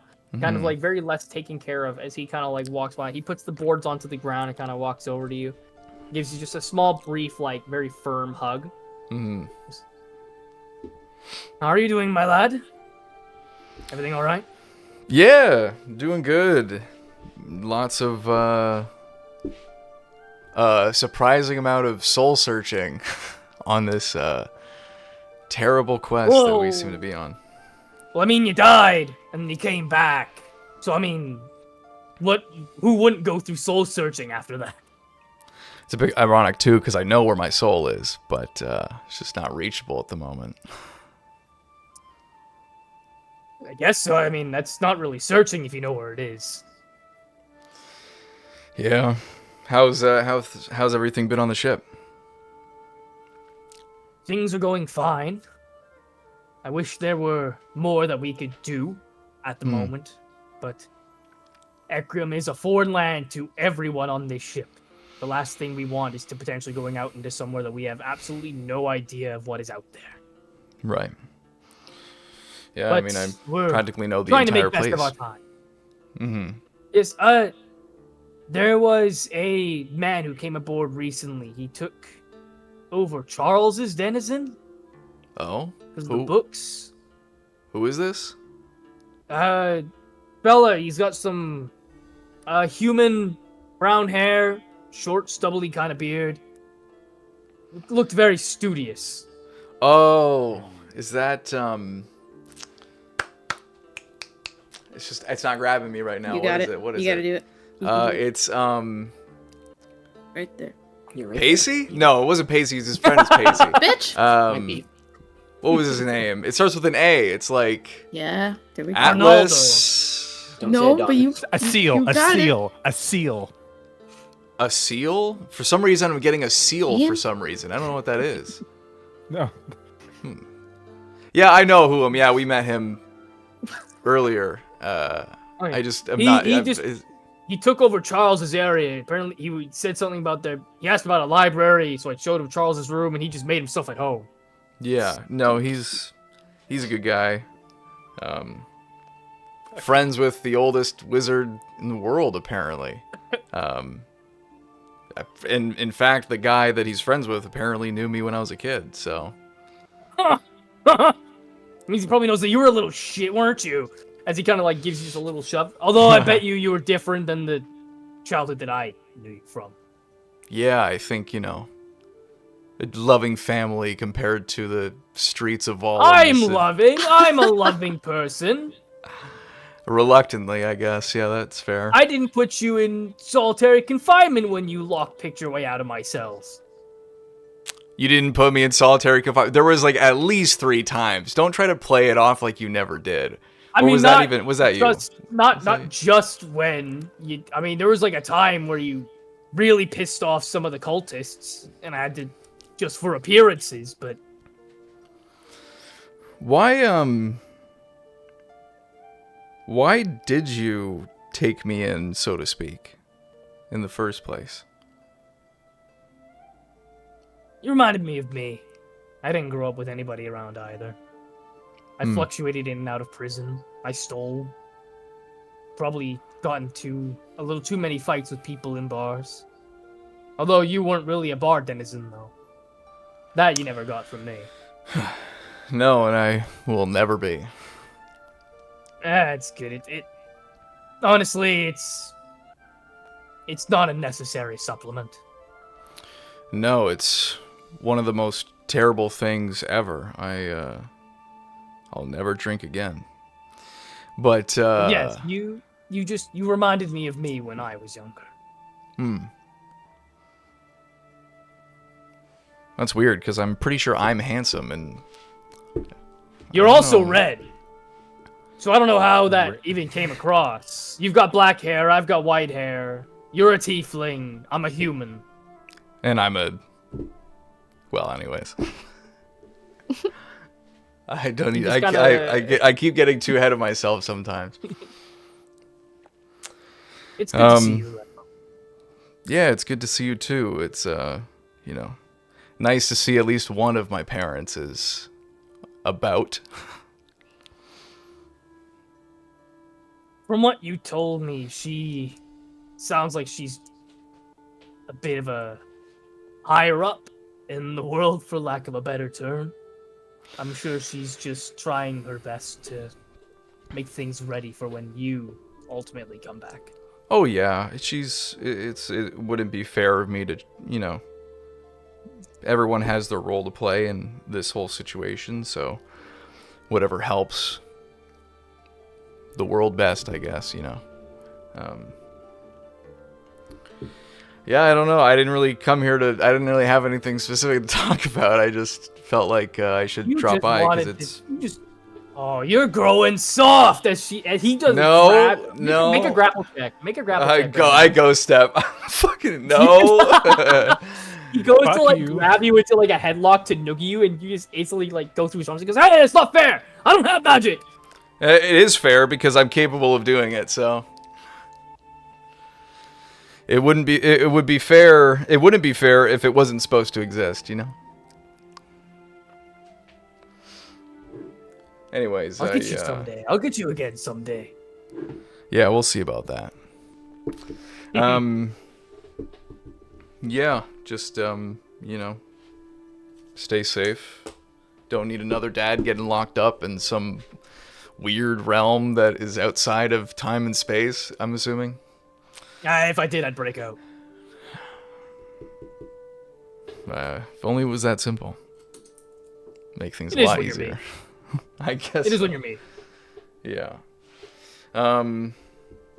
He just he gives you just like just one more like good pat on the shoulder. Just, you're doing great, by the way. Thanks. Sometimes I feel like I don't know what the right thing to do is sometimes. So We're all like that. Nobody really knows what to do at any point until it's right in front of their face. I guess so, And for yeah. somebody who gets sprung with things like this often, you're doing a phenomenal job. Thanks. I should probably get going. Cause off to, I don't know, do some other. We gotta talk to some dude, and it's probably gonna be a bunch of shit that comes with it. So, if if you ever see a very tall vampire walking around, just let him know that you're Lascivious's dad, and it'll be fine. Sure. Yeah, I'll keep my eye out for a very tall vampire. Yeah. Although you actually really shouldn't have to like use my name for him to not do anything, because we talked about it. So, yeah. But stay safe, and I will do my best to stay safe as well. I'll stop dying, and Of course. yeah. He I'll catch you later. yeah, he goes back to like pick up his boards. What's your AC? My AC. Well, okay. So is it a new? I don't know if I didn't. I don't think I did anything. So it's just a 15 at the moment. 15. You see, as you kind of turn around, you just hear this sudden, like, this shift on a carpet, and you go step immediately again, and he went to go tackle you, just face plants on the floor. He goes, oh! Hey, listen, I'm not mortal anymore. You gotta try harder than that. He just kind of, like, gets up. You see, like, there's a scuff mark on his nose from, like, carpet burn from when he face planted. Yeah, I definitely help him up. He just kind of, like, dusts himself off. I'll get you one day. We'll see about that. And then he actually goes back and picks up his boards, and you can hear him walking away. As he goes to pick up the boards, I dispel my minor illusion. I don't have minor illusion, but I do. I want to do a minor illusion of just wood planks, so it just gone out of his hands all of a sudden. Oh, he just goes to like pick it up, and it just and then like the wood planks are ahead of him by another foot. And he goes, Yeah. "You little shit!" And as he turns around, you're just gone. Yeah. Yeah. You all, after a little time passes, Michaelis and Lyric kind of reconvene with you all. You see Lyric shows up with a couple of faces that you've seen before. You see that there are two other orcs that are kind of very rugged looking, and you see they have like these kind of like crooked fangs that are kind of pointed outwards. As you see, he comes by with two other orcs that are like familiar, and then two that aren't. He goes, "You might recognize these two. Introduce yourselves." As the one kind of goes, looks, "You may call me Garrick." And the other one kind of looks, goes, "You may call me Tiamat. These are the other two were-sharks that I hopped on your boat with." Ah, Okay. it's good to finally put names to a face. Garrick kind of looks to you and goes, "We're just here to help her with the boat stuff, honestly." And Timek also kind of speaks up, goes, "You don't got much people better on the water than us." Glad to have you aboard. Lascivious looks at Garrick and goes, and looks at Lyric and goes, "You brothers or?" Garrick kind of looks to you and goes, "No, it's just similar naming convention for orcs." Forged by the seas and friendship. Yeah, it's honestly kind of funny, considering he actually infected us with his lycanthropy. We offered to take it, so... Oh, wow. That is hilarious. Was it not funny to you? Was it not funny to you? As he kind of like No. walks up to you, kind of like this stance, he's like proper like chest out. He's like, "Is it not fucking funny to you?" No, it was funny. Okay, I thought so. As he just kind of like puts himself back down and kind of walks back. Larry kind of looks to the five of you. I've got the boat out by the dock. Everybody good to go. They got supplies. They got everything they need. Yep. Yes, So we're all sir. good. Set to go. Alrighty. Let's make our way, shall we? As Garrick and Timet make their lead towards the boat with the other two orcs kind of following behind. You guys show up to a much, much smaller boat than what you guys came in on. Thing only looks to be about maybe, I would say about 100 feet long compared to the. I believe it's 100 feet. I want to Fucking say huge. Compa- That's huge. 100. So much. Well, compared for a boat, it's not like considering that you Huge. could. 100 feet is 100 huge. feet? Yes, Is 100 dude. Huge. That is massive. Okay. I think it should be 50. Maybe I 50 think max. I'm just gonna... Unless it's like the same length, but this skinnier Oh, that's the and less size of a whale. Yeah, that's a straight up Oh, like yeah. like a ship from Pirates of the Caribbean, dude. Yeah, That's we're like gonna. It's like a That's small to 35. me. wow. I This mean- is small. Okay. So it's like a small yacht or a schooner, like you guys, 35, 50 feet. Yeah, you guys see what is it? No. Schooner, I barely know her. You guys see this boat that's about 35 feet long. Possibly about 2 floors tall, give or take. The under area looks to be more for walking aboard the ship. The second floor underneath looks to be mostly barracks as well as operations. You see the 4 orcs that Larry brought with them immediately go and take a station as they begin to go and crank some gears and cogs as the ship begins to kind of whoosh off of the port.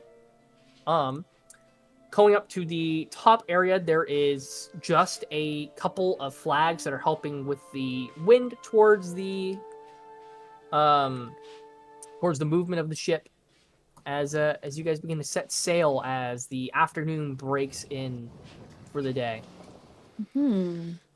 Oh. As we do, just want to do a little quick thingy.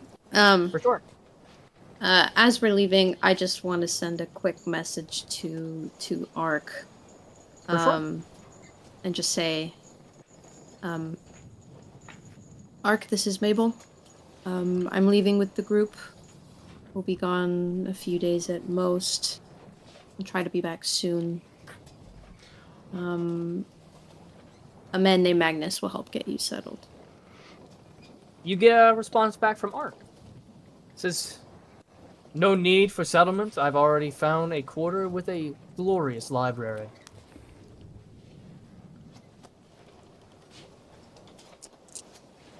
She'll message back and she'll be like, Be wary. like, I think kind of just realizing, like, oh, of course, that's where he is. She'll say, I'm sure it will be in good hands. Take care. We'll talk soon. Yeah. Oh, and then just to send a sending to Lascivius's mother. Lascivious also, like, as we're going, he's just like, oh, Mabel, by the way, Ark made it onto the ship. After that. Oh, yeah, no, that's great to hear. Is there anything you want me to tell your mother? I'm gonna make one now. Ask her if... Oh, no, she wouldn't feel growing pains or whatever. Ask her if she felt growing pains at any point. And then also, You want to have the puberty talk through Mabel? well, I mean, how else am I going to talk to her? Mother, I'm having tingling sensations suddenly. Michaela's Might be the hardest boat ride. I guess just a general consensus of what she's observed in Orlais so far. What maybe if she knows what Lolth has been doing or has observed anything that Lolth has done. Update on what Gamora looks like. And then also, like, I remember I got that card, and it magically I have some fort. I feel like it could be useful when we're going back. So if you could tell her to look out if for I recall, that. didn't you? Oh, to look out for it. Yeah, 'Cause to we did see if speak she could with her. find something. I don't. Yeah. And then Okay. and then also ask her about 25 words, by the way, just to... I'll we I'll got make plenty it of so time. precise. Mabel has so many spells. She's so Oh, powerful. Mabel or has so whatever. many spells, Oh, huh? that's Does why she? we're... Yeah, Mm. just a Yeah, that's resource. like Okay. that's just like a Alright. thing that you use, right? Anyways, Yeah, no, continue, please. I can do messages twice a day now. Yeah, she's definitely writing the rest down. yeah.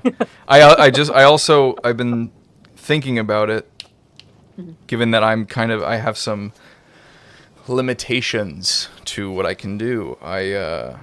was thinking, I don't really know how the process is, but just ask for her opinion on, like, dedication and, like, if there's some way that I could, like, Well, wait. When align you say myself with her. limitations, what do you mean?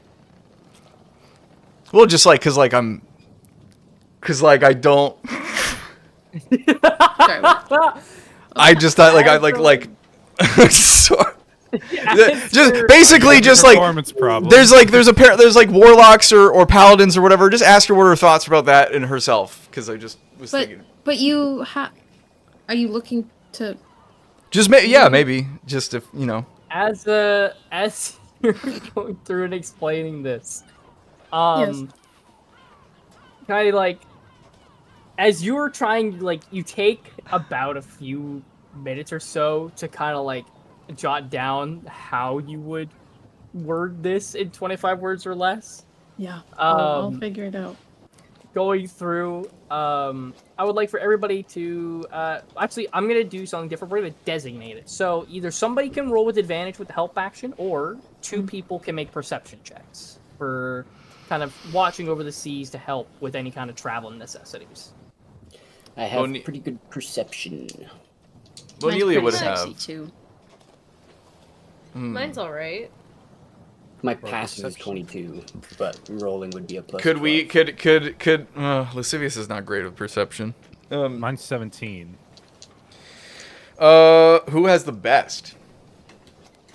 I got a plus Sonnet. 12 to perception. Okay, then let's give Sonnet the advantage. Roll advantage for sure.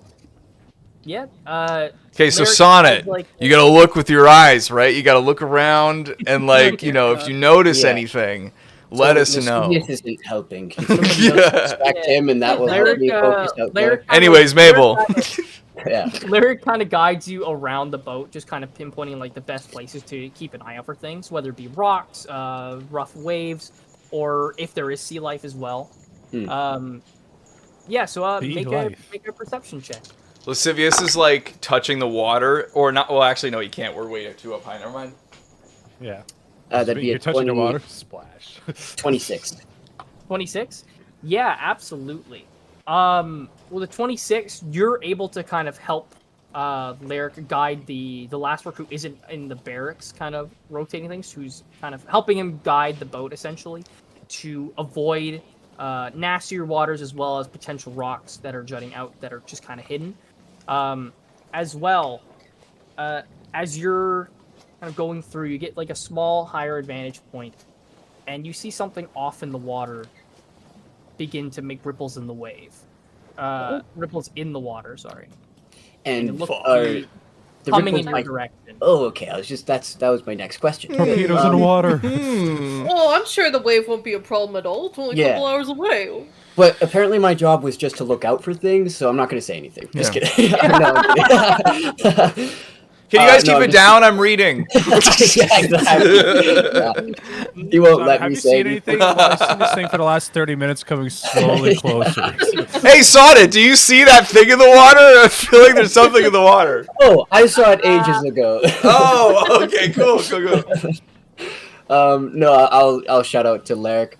There's definitely something coming towards us, and I can't like discern size of it or At anything like the- that. Or Given its distance, it's a little hard to make out, but knowing like how big this is from a distance, you can tell that this thing is large and it's making its way over. So you guys have a choice. Yeah. You guys have a choice to make. You can either have some people do some checks to potentially help the ship move faster to avoid, or you can confront the encounter. You guys get a choice in the matter. We'll kind of go one by one if you want to try to aid the boat to evade or try to be stealthy about it so it doesn't attract attention, or if you wish to just go full force at whatever's coming at you. We'll go one by one here. Bonelia. Confront. Attack. Lascivious. We do not have the time to deal with unnecessary problems. Lascivious he wants to help make it stealthily or faster, whatever seems the most realistic. For sure. Mabel. I was going to joke and say, "Oh, I'm gonna do divination and like ask the gods what's going to happen." But I That would have I'm been just maybe gonna opt funny. For, yeah, totally funny. I'm just gonna opt for helping with stealth and to get past this thing. Michaelis? The best battles are often the ones you don't take. I'm going to help with the sails and try to avoid this thing in the water. For sure. Sana? I don't think it matters anymore. I think the votes have been cast. For sure. Majority. So then we're going to go one by one, because now it's going to be a skill challenge to see if you avoid it. Bonelia, Yeah, stop put my hand powering up up and and help. Let's go. I was just seeing No. Amelia's at the front of the ship, just like, Yeah. sight is ready Really, to go. everybody Sure. can this. I'm So- like, Bonelia, please come down from there. Here's, We're here's avoid it. I'm what sorry. here's what we're going to do. Uh-oh. Oh. Whoa! Oh dear. Another one. Give me A one. mighty fine vessel, lad. About A mighty fine vessel. Fuck. Lessel. A vessel. You're her he matey. You're Harry Matey. No. Are you deaf? Alrighty. So, we're going to go a little one by one here. This is going to be very interesting. I've never done an encounter like this before, so we're going to Oh, we did it once before. Fun. Well, you I guys were attacked doing the it boat. funny. Yeah, the boat. So, position You make- yourselves how look at you would us. like to be. Lascivious is by a pole in the center so that he's not on the edge. Someone Titanic me. No, I'm kidding. Oh. No, but Ilya. Cornelia, watch out! Lascivious, What? you'll be taking care of that first mast, the one you're right beside. Oh, I'm just hugging the pole because I don't want to go to the edge. Okay, well, I'm gonna be going to that pole, but I'm gonna be climbing up halfway to help with Lyric. the sails with the other orc, if there's another orc that's there. If it's like a two-man problem. If not, I'll be taking care of the main sail, trying to help it with coasting with the wind. For sure, okay. It's the Blue Man Group. I'm sorry. What? All right, my so we're gonna go a little one by one here. But first, as you all decide to try to evade whatever creature is coming behind, you begin to see it begin to break the water as you see something coming up on the horizon of the waters. As you see this gigantic creature that has a spiked shell on the back of it. It has this thick, rough hide-looking skin that is kind of going up to a beak-like snout that has these very pointed top and bottom features. As All right. you see, for funsies, does anybody want to make a nature check to see if they can recognize what creature this could be? I'm gonna Hell do yeah. that. Sure. Can I just say it out loud too? Oh no. Do you think you know what it is? Release the kraken. It's a giant turtle. Dragon turtle. I got 17. 18. 18? You said nature, yeah? Yeah. 10. One of them mutant ninjas. I got a 5. One of them Five. Michelangelo fellers. Yeah. Mabel? Oh, that one. That one? Okay. It's a giant rat. I'm just like, I'm so not used to smaller boats, guys. Like, I don't know how to. Oh my gosh. 5 words. Mabel and Bonelia, having not really been much like shipping outside of the nation, it would, True. make sense why you wouldn't see creatures like these. Michaelis, you have seen them on very seldom occasions sailing around. Yep. Lascivious, you have heard stories of creatures like these, and it's made you fearful of the water. Oh, this is why. This is and, where it all began. Joe, right on the money, as a dragon turtle. I Well, said Michael it was too. Oh, we were Oh, on the I same- didn't hear you. Everybody was talking over each other. I didn't hear you. I As said in- crap. I fought this as a dwarf before. A dragon turtle breaches the water and is chasing after the ship. So we're What's gonna. a dragon? Oh, what the No. fuck? It's Really? right behind us, isn't it? Anyway, sorry. So we're gonna go one by one here, and we're gonna see how you manage to help the ship move along. You want an initiative? Cornelia. No, I'm just gonna not yet. If it comes down to initiative, then we'll roll it. But right now, I'm just gonna kind of. If anyone fucks up. Bonilia, how would you like to assist the boat? You can also, if Can you you come want back to me? For sure. If you feel like you don't have anything, you can also apply the help action to somebody else who is doing something. Okay. Just as a thing, if you can't. Sonnet, what would you like to do to potentially help? Throw Bonelia in the water to distract it, and then. Yeah. What? That You're helping? counts. Fucked up. You skipped your turn, so I'm gonna make it for you. Just kidding. That's not how that works. Roll a saving throw. I am going to I guess like how far away, like when I first saw it, how far away was it? Like- It was about, like, I would say anywhere between 200 to 300 feet. Okay, because I would have wanted to start trying to activate my nightshade pearl. Yeah, for sure. Having seen this thing kind of come by, yeah, you would have had some time to activate, yeah. Nice. So pretty much from the point where we are, anywhere 10 miles past us is nighttime. It's dark. Ooh. I see. Okay. Yeah, you guys, as Sonic kind of warns the boat to get moving faster or to move quieter, you see this orb that he has begins to emanate, and the entire surrounding radius of you guys for quite a while becomes practically nighttime, almost pitch black. With some seldom exceptions being some candles on the boat, of which you can quickly snuff out with, like, some quick movements like that. Yeah. Real quick. And I'll kind of just shout to Lyric, because I feel like, you said there was a higher place. Was there like a mast that I climbed earlier to Yeah, see? there's like, the boat isn't super tall, so I mean, Yeah. but there would be a crow's nest in the middle. Yeah. Okay, so I'd assume I was in the crow's nest when I went up and saw Yeah. saw the dragon turtle. I think I'm gonna shout out to Lyric, just follow my voice, like I'll focus on guiding us through. I know it's dark right now. Everybody else, like maybe we just try to get this thing off our tail, like hit it from afar. And I'm gonna For focus sure. on trying to guide him, just using my perception to. Absolutely. So yeah. Okay. So I'll ask now, did you have anything that you want to do, Danica, or did you want to potentially give advantage to... I'll just give advantage to somebody. Okay. Then we will, before we roll, we'll come back to see what everybody else is doing, so that way Bonelia can decide who she's going to help out. Michaelis, what are you doing to help the ship out? So, for me, I will be at the main mast there, and unless it's only the single orc with Lyric up on top right now, because the other two are Yes. on the bottom of the ship. Yeah, the other three that came with Lyric, they're underneath the boat helping it move. Okay, so I'm gonna help with the mast, and I'm gonna climb halfway up, or quarter of a way up to help with the rigging and such. And I'm gonna For help sure. try to make the direction of the sail go with the wind. That'll give us more speed. Yeah, absolutely. am Following Sonnet's voice to kind of help guide the direction, you are helping kind of turn it as needs be. For sure. Lascivious, how are you helping out? So, how would stealth logistically work in this? Because it's already up and following us.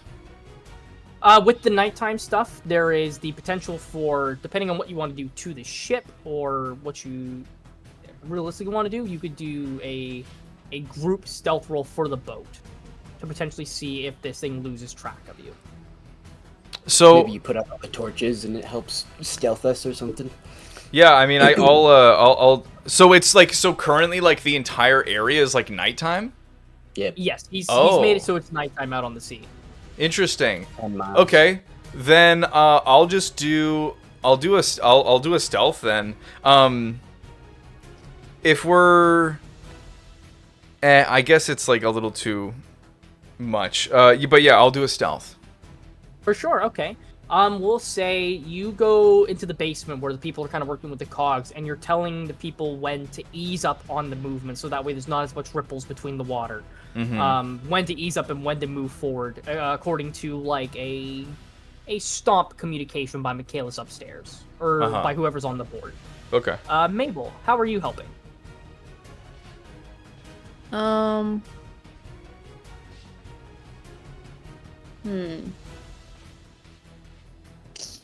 Okay.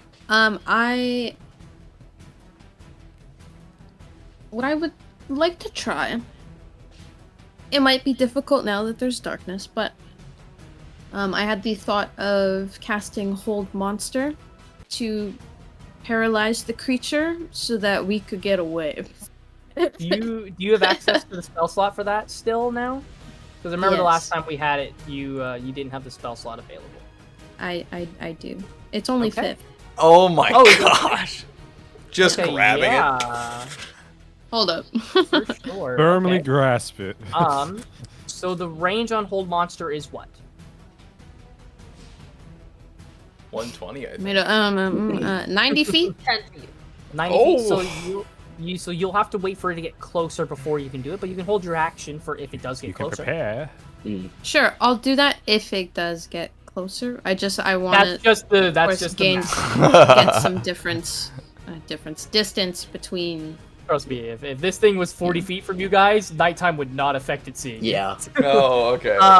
Like my Yeah. idea is to have it paralyzed long enough that within the darkness it loses us. Yeah. Like Okay, can't yeah, for feel sure. the ship. Yeah. Absolutely. Okay. So then what we're going to do is Mabel is currently holding your action for if this dragon turtle gets closer. Lascivious, we're going to have you do persuasion so that way you can time these people, giving essentially like almost like a charismatic leadership type role. Okay. Sonnet, we're going to give you a perception roll, and Michaelis, we're going to give you an athletics check. And Bonilla, you can pick amongst the three to give advantage to. I can't give it to Mabel. Don't give me He's not doing advantage. a I have skill check, I have a plus unfortunately. 10, so I should be good. What did you say, Walker? She's holding a spell for if the thing comes closer, so she's not rolling a check. Yeah, it would be a saving throw. Oh. What's your Okay, additive, Joe, to what you're doing? Perception again, so it's plus 12. Okay, give it to Ian, because he has the lowest for our respective things. I have a plus 10. I have a plus Yes. 17. Oh, and then Sonnet Cornelia has- just stands around twiddling Plus her thumbs. Yeah. Michaelis, just take the fucking help! Okay, I didn't realize we were in character saying this. There's no time. I'll ask you just in case. Is there anything else that you would like to potentially try? Boost morale. I set fire to the sails. Why? I want to Firestorm. fight. Give me my blood. I don't really have anything subtle. I'll give advantage to Michaelis. Okay. All right. All right, then everybody make your rolls. Oh! I believe in you. Oh! I rolled a nat 1, but that's not gonna be what it Oh, is. okay. I got a 27. 27 with a nat 1, okay? Sonnet? Plus 12. Because it's a 10 instead. That's That's a 31. A 31, okay? Damn. Michaelis? 29. 29. Yo. Okay. Yeah. So, Lascivious, you are waiting for essentially a note from essentially Michaelis on the top is as he is rotating the mast to kind of game with the winds. Every now and then you hear a shout come from Michaelis to Bonilia, and Bonilia stomps on the ground of the boat in order to give you a motion when to slow down. As you slow kind of down. Tell these people to hold. hold. Anyways, Michaelis, when these winds kind of pick up, you're able to kind of shift these enough to the point where you're gaining a little bit of speed, but then also holding back so that way you're kind of keeping stealth on the boat. And Sonnet, from your crow's nest, you're keeping an eye out for how far the turtle is away, as well as any kind of objections that might come into the front. With it being dark, do you have dark vision? Yeah. Okay, yeah. Then with that, then easily you're able to kind of warn about any obstacles that are kind of on the way. And it looks like the turtle is slowly losing pace. So we're gonna go. So that is one success. I'm gonna go in order again, in case anything has changed. Bonilia, anything different? Okay. Lascivious, anything different? I will do the same. Mabel? Sorry, I zoned out. What? The first round was a success. The dragon turtle seems to have lost some ground on you guys, is kind of trailing Okay. behind a little further. Anything different that you want to do? Unfortunately, with this round, the spell does pop with no target, so the spell slot is still used, but you now have the chance to potentially prepare a different spell. I will not. I think this time around, because it is farther and I need it to kind of be closer to do spell stuff, I'll give like the help action to Sonnet. For sure. In the meantime. Okay. Sonnet, anything different? No. Alright, and Michaelis, anything different? Nope, same thing. I'm rigging the ships. Alrighty, boys, then roll your dice. Michaelis and Sonnet get advantage. All right. Alright. Yikes. 28. Unnatural 20. Okay. 29. 29, Damn. okay. Yeah, Lascivious once again using the same method from Bonilia. Just kind of, you hear that stomp. Yeah. Just kind of gathering as much people to do as needed. Sonnet, you see that there are some very large rock formations coming around, and using Mabel's divination, bird feet, with some of the divination from Mabel, knowing there are some things that are hidden underneath the water that might damage the very bottom of the boat, she kind of helps you guide them around any kind of Turn here. Oh, we just go full GPS mode. Yeah. Recalculating. And Michaelis, you're having the stress on it is a little much more in your muscles this time. You're starting to kind of feel the burn, but you're still managing to kind of keep the mask going at a good rate. That is a second success. Once more, the Dragon Turtle has gained a little bit of speed with Michaelis' less high score. But Get it together! Still a success. Everybody yell at Michaelis. So within now, it's about 150 feet from the boat. Bonilia. I'm gonna give advantage, but this time it's because I go over to the mast and I also hold Hell on. yeah. For sure. Lascivious. Yeah, same thing. Same dealio. Michaelis. Same thing. I'm just keep on feeding the sails. Keeping the sails in the direction. Here of you the go to the sail. Sonnet. Eat the wind. Yeah, same thing. For sure. And Mabel. Words of love and affirmation for Sonnet. Yeah. You're doing great, sweetie. Doing great. You got this, Bay. Oh my gosh, you're Alrighty. so strong. Wow. Look at my little sailor. I'm writing. Alrighty, boys. Roll your dice. Oh god. Oh no, another nat 1, so 27. Do I get advantage in this one still? Yes. Yes. Still blows my mind that I can't roll nat 1s on these. 25. 25, okay. You're welcome. 30. 30. Okay, yeah. This time with ease. Sonnet, you kind of, you and Mabel both kind of looking behind. Yeah, he does. I get distracted for like half a second, and then I'm like, focus up. Lock in. You see Mabel's hair flowing in the wind as Yeah. the dragon Perfect blows. sunlight. You got this. Well, I turned it Fade dark. towards midnight, yeah. I had you to turn guys- it dark because she was glistening so well in the sun. Yeah. You're a beacon in the dark. you guys see the dragon is kind of slowed down. There are moments where it picks up and you kind of immediately tell the rest of the crew to hammer down. As Michaelis, you hearing Sonnet and Mabel's words immediately just crank that mast so that way the wind is perfectly gushing Crank that against soldier boy.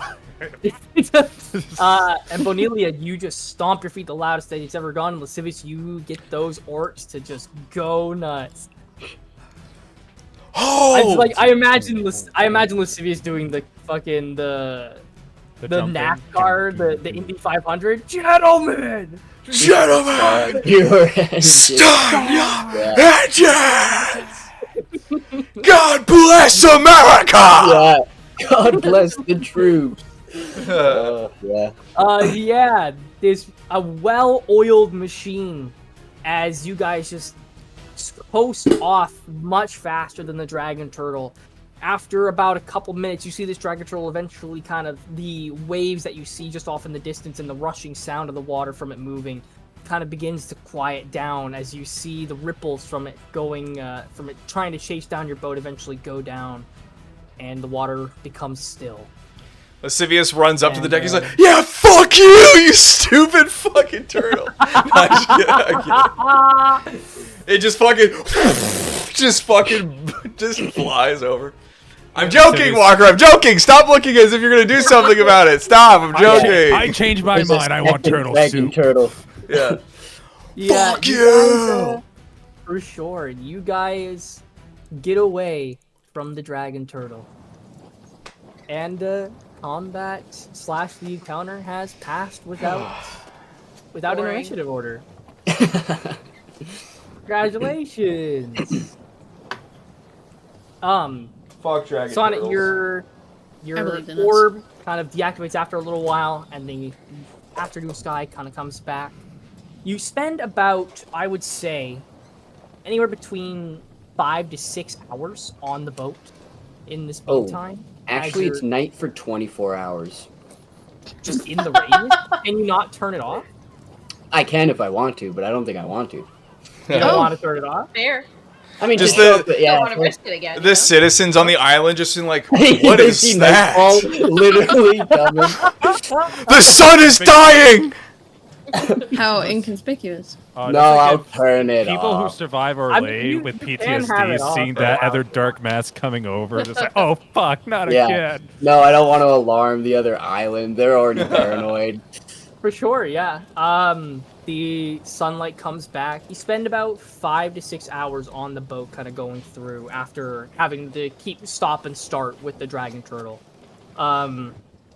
As the twilight of the day begins to come by, you see like the pinkness of the sky come by. Michael, Sorry. listen, I love the physicality of it. I don't want you to stop, but I just saw it in the back of my my Yeah. peripheral, and I went, "Wow, that's so funny." Yeah, you guys begin to see the mountain range kind of come into the distance as let me just quickly change. Where's Michael, that? should you be rolling to see if you throw up or not? Yes, roll for nausea. Didn't we already like say that like Silius doesn't even like get sick anymore? You just said you were afraid to go in the water, so Yeah, I know. I don't know. I got an 18 with my con, so Oh That's yeah, good. you feel That's good. fine. I'm just so engrossed in my dictionary. Let's sue. I don't know if that's right. Yeah, you guys. Where? Here we go. You guys see coming up from Port Creighton as you travel through this small portion, kind of going up and through that area. You kind of come across this area that is reminiscent of, think like the Badlands from the Land Before Time. You're met with a lot of just rocky cliff faces. There's some forestry kind of throughout the island that you see, but a lot of it kind of looks to be very, very sparse. You come across a few other little notions of encounters in the water, whether it be like just different manners of sea life and different types of things kind of going past, but nothing that really bothers the boat or the rest of your travel. Until you come across the beginnings of what looks like a dock. As you get to this dock, what's everybody's passive perception? 17. 18. You already know. 19. Me too. 11. So Eat it. yeah, as you kind of come up onto the shores of Velfstead, Michaelis, you've been here quite a few times. You immediately recognize that something is wrong. The area looks to be in quite the disarray. There's some half-broken boats at the dock. You see that there is some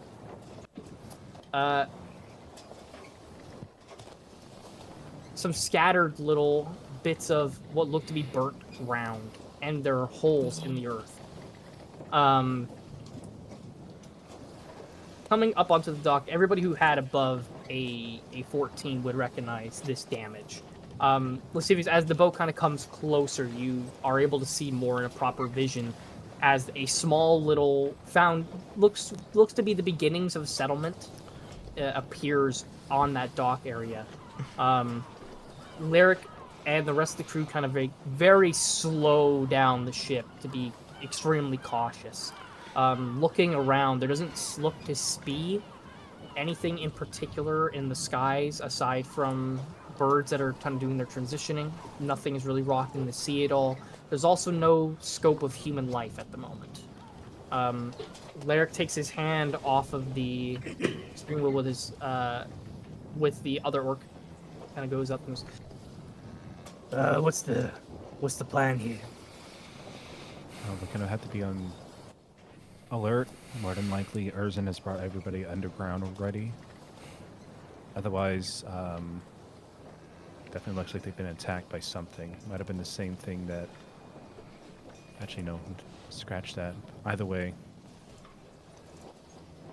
Natalie? No, they were Yeah. definitely Yeah. attacked Maybe attacked the by something. dragon maybe the dragon. I was that going to came say that they were attacked by the same thing, but Mm. Adonis was the one that blew at the shit. so Something's scratch fishy about this. Yeah. Oh boy. Probably a We'll big get to the fish. bottom of this. You think don't this worry. was the wave? You think this was the sky, maybe? That was something that was flying at some point. Yeah. Could have been Michaela- lost. Michaelis, you would think that too, right? You'd think that? Yeah. that. No. Is that what you surmised, Michaelis? Michaelis, do you Michaelis know... takes his sword and kills himself. Jesus. Okay. Trap yourself eternally in Yeah. Got Yeah. Do you it. think the mountain is alive? Okay. Hmm. Michaelis, It's Ups and lefts, yeah. are you able to take us where we need to go? Do you remember? Yes. I can confidently say that, right, Walker? Yeah, Unless- yeah, you know the path. Yeah. Just be on alert. We're not going to Well, show we up know- in Orlais or anything, right? I'm sorry. I'm sorry. I'm going to smack Lascivious in the face, splat out of my sword. It's like, shut the fuck up. I just So dodge it it. is not making sense Ghost, anymore. ghost face or ghost face. Host No, I just dodge it. Yeah. Okay. Lyric looks to you, Michaelis, and goes, so, safe to dock, or do you want to be part ways and then swim? I kind of look around. It's like, You see that if you were to jump off the boat and swim, it would be like at most maybe about 5 minutes in the water. Lyric's mainly putting it out there in case you don't want to have the boat docked, in case something does occur. But my hair. I looked at Mabel. You have It's a magic joke. for that, don't you? It's a joke. Okay. Lyric, Fuck. if you'd like. How deep I is don't the want you water to right be now? It's not If shallow. you were, That's what you mean. A whole Alright. ship is in the water. Lyric, like it is. I don't want to be too far away, but at the same time, I don't need you tied to the docks. If you just literally want to be this 30 feet out and just anchor there, and then that way we can get ourselves pretty easily close that we just dive in, come up, climb right away. If you're only like less than 30 Lascivious feet starts away. looking for floaties. Hey, Lascivious, maybe you can hang on to Lyric and he can bring you to the shore. I could.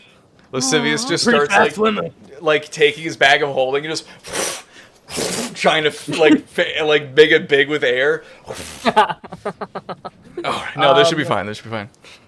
It goes into Yeah, a pocket dimension. I don't think it fills with air. No, I think it's working. I think it's working. Yeah, Lyric kind of looks to you, Michaelis, goes, alright, I'll dock it as close as I can. And he begins to kind of pull in without being close enough to actually put down the port to hit it. He brings the other orc and kind of that orc kind of takes the wheel and they drop down anchor. You hear the splash as it hits the water. Lyric kind of looks to you all. I'll be honest, I haven't been here much. We tend not to come here very often. So I'm a little whatever. I'm not gonna be as good of a guide or anything. I'm just gonna follow suit. If that's alright with you. I can't be a guide in this area. Yeah, that's what we're all doing. I think Michaelis is taking the lead on this one. I'm the closest thing to a guide for these places, so I'll be leading. So. Can you remember this place? I asked him. Well, things might have changed a bit, but the general path should be the same. It's rock, so All right. unless they decided to dig new tunnels, that's the only thing I'd be. They hear another splash as I jump in the water. Oh shit. Is he Well, okay? Lyric, Lyric, I thought we were just, you're parking a boat, we get off. He said he and did. then The you anchor leave. already Yeah, it is anchor already anchored. went. Did.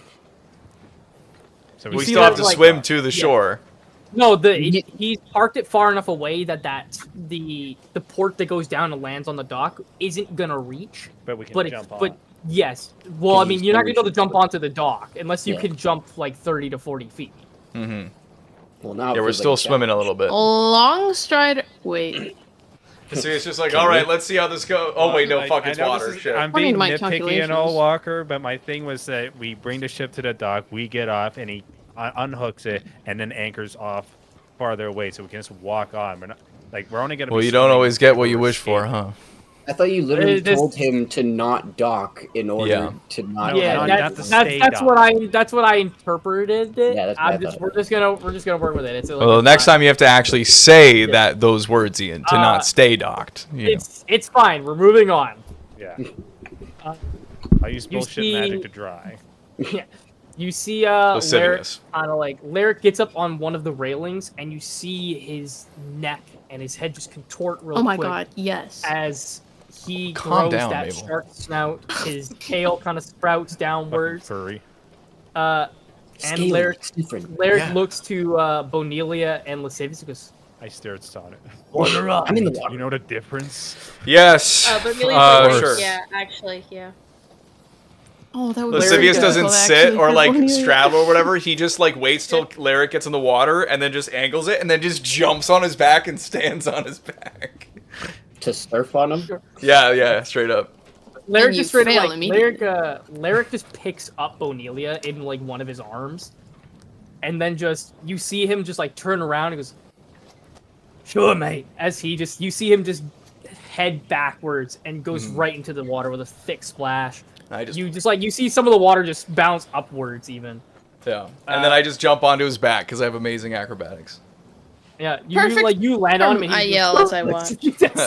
as you just land on him, he just goes, "Oh my god!" All right, let's get going. Giddy up, You say giddy up. giddy up. That's rude. You're lucky I don't fucking barrel roll you right now. As him, Bonelia, and Lascivious make a quick pace, you see like the fin of Lyric on his back is just barely out of the water, like a shark kind of swimming through. It's stupidly fast, kind of going through it. Mabel, how do you get over?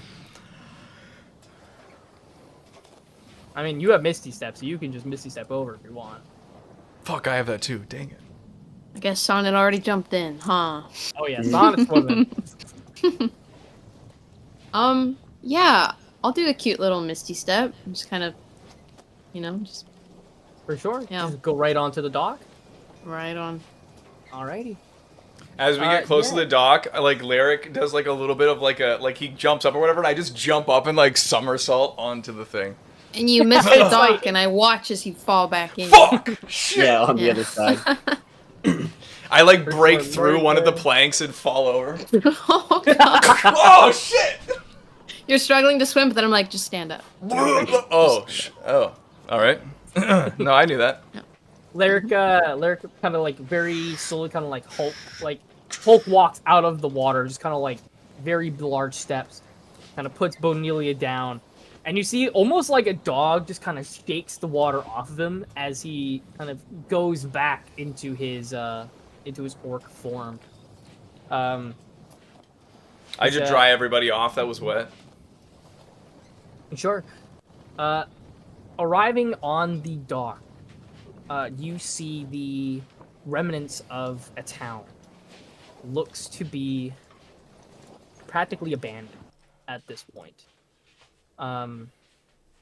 Just quickly.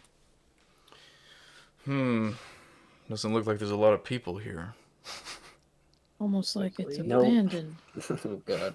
The NPC dialogue. Michaelis, it wasn't fishy. always like this, was it? Something tells me it used to be a lot more populated than it is now. God. Yeah, you guys see a litany of about I would say anywhere between 8 to 10 houses. In a litany of different stages of damage and disrepair. There are a few that have their doors completely wide open, some are off the hinges.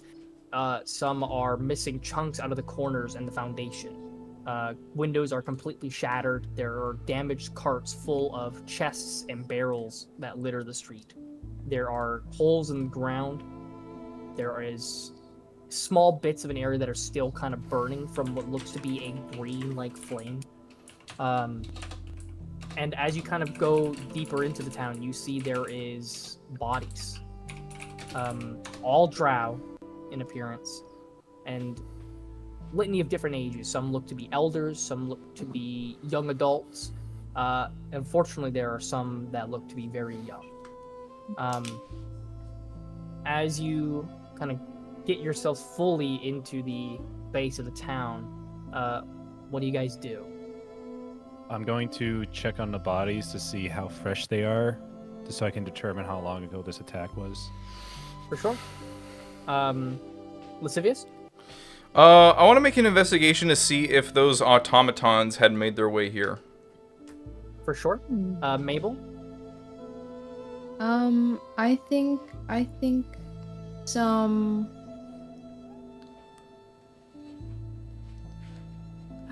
You know what? If I could just have my sense kind of go off a little bit, and then I think also. I think she just kind of looks to the kids on the ground. But yeah, banishment sense, if that could go. For sure. Sonnet? I'm going to kind of look to the skies and see if I can either hear or see any traces of the dragon, maybe even just like based off of the, because it was pretty much raining, what was it, like acid or something? I think it was Yeah. toxic fumes or some shit. It was some kind of like, it was definitely some kind of acidic necrotic energy that the dragon had. Yeah. Yes. I think maybe just looking out for the direction as to where it could have gone if it did the same thing. For sure. Bonelia. I'll wait. Do you want to? I'll just set the scene for you, and then you can eat. Yeah. You guys, when you arrived onto the dock town, you came across a litany of abandoned homes, with damage all throughout them. With open doors, some flew off the hinges, some were missing chunks in the roof or the foundation. Windows were broken and shattered. There were carriages that had chests and barrels full of items that are left abandoned. There are holes in the ground as well as charred marks along it, as well as a kind of green flame still burning on one of the homes. Going further into the town, there are bodies that have been killed. All drow in a range of ages from young adult to elder, and unfortunately some children. Everybody's kind of beginning to make some checks throughout the town. That is kind of what you're seeing at the moment. Is there anything that you wanted to do before? Because I'm gonna go through everybody else's checks, then we'll come back to you so that way you have a chance to eat.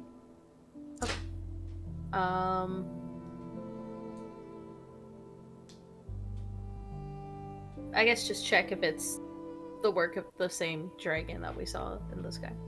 For sure. Okay. I'll just quickly get you to make a perception or investigation check.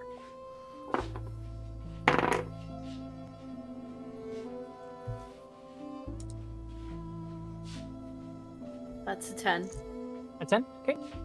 We're gonna come back to you. You're gonna still be able to hear us, right? Yeah. Okay, I'm just cool. gonna mute myself so you guys don't hear me eating. Yeah, absolutely. So we'll come back to what you see as well.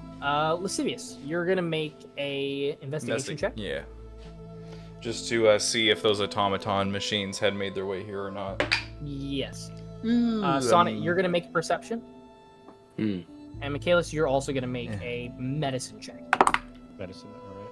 And then Mabel, you're gonna also make a perception check for when with your banishment sense. I rolled Lascivious. 12. 12 for investigation. There is footprints that look to be of every shape and size, but nothing looks to be automaton-like. Nothing that seems to be that heavy. Michaelis. I rolled a 16. 16. They look some look to be fresher, while others look to be about a day or two old.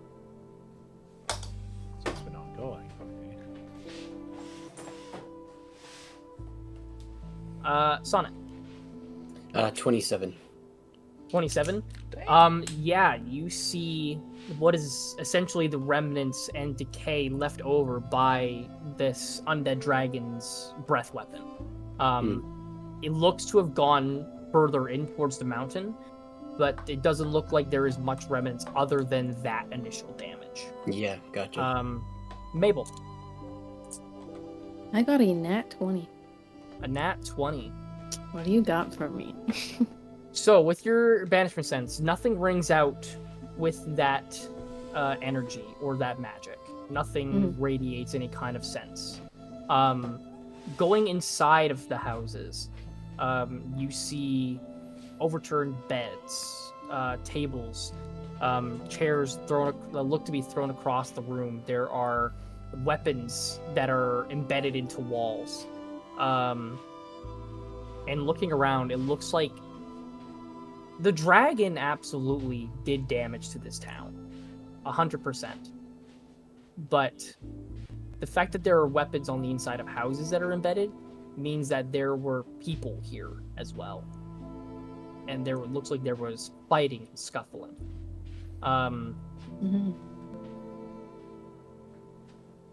Leaving the town, or not the town, leaving one of the houses, with a nat 20, you begin to hear something just off in the distance. Just this very faint kind of shuffling.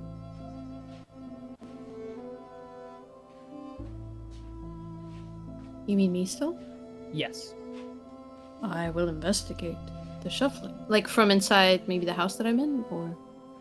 Just from outside of it. Like you step outside of the house and you hear it just kind of off behind it a little bit. Okay, yeah. Going around, you see that there is a small horde of undead further down the beach line. You see them kind of like very slowly kind of making their way around the island, it seems. Kind of like mindlessly shambling, it looks like, without any real direction in mind. Some of them are kind of like attempting to climb the mountain base, but they're not really making much leeway, while others are just kind of shambling towards. You, going off of that 20 still, you kind of collect the image that the dragon Philora, the undead Philora, when it releases breath weapon, that you've seen it in person. If this thing hits the ground, there's a chance that if there are bodies buried in the vicinity, they will rise. And it looks like a horde tore through this town. But the horde hasn't noticed you, or your boat, even for that matter. Okay. I'm gonna return back to the group and notify them.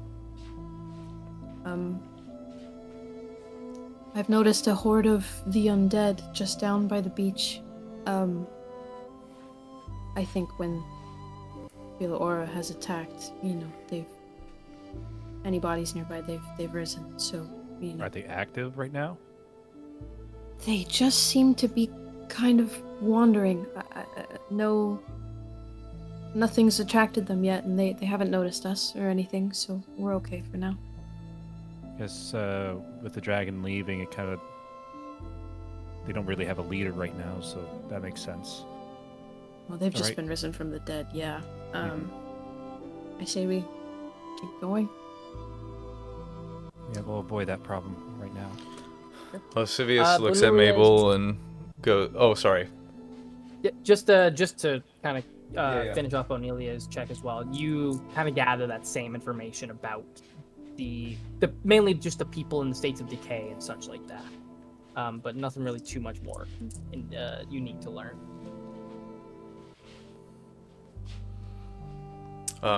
Lascivious goes to Mabel and goes, what did my mom say?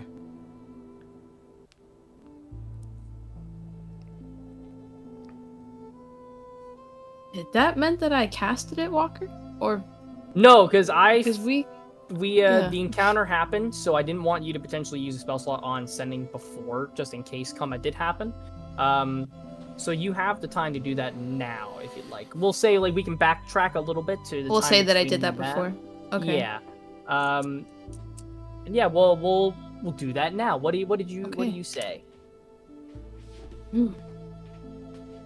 Or I 25 say- words. Yes. Baxis. Some questions. You ever experience growing pains? And then, like, in asterisks, I'm gonna be like,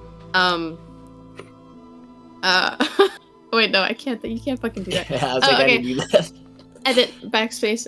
No. So yeah, ever experienced growing pains?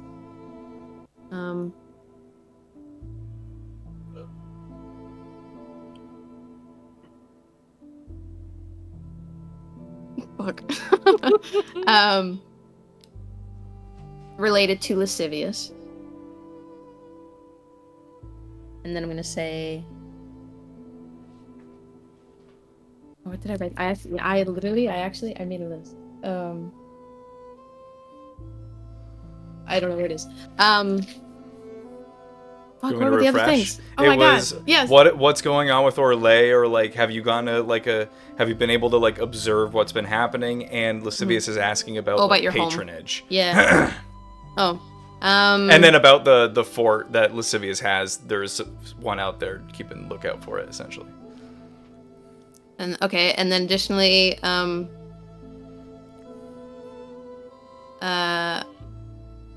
inherited home. No, it was a magically. for It's a it? magically. Well, but it's like in. It wasn't it's like inherited. It was a inheritance. magical But card. Just came out of nowhere. It said that it was your. Okay, whatever. Oh, okay. And then I'm gonna say, what observations have you found? Regarding Orlais? Got another 5 words. And then I'm just gonna say, Lascivious loves you.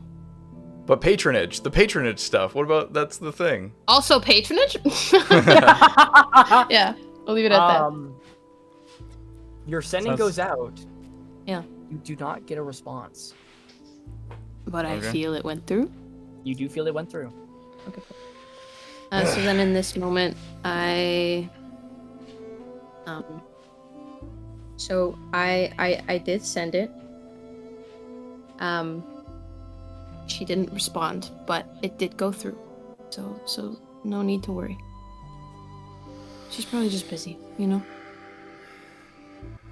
Yeah, well, sent stuff out to Kapir and it got through to him, but he didn't respond. So interesting. I'll let you know the minute that she does. Okay.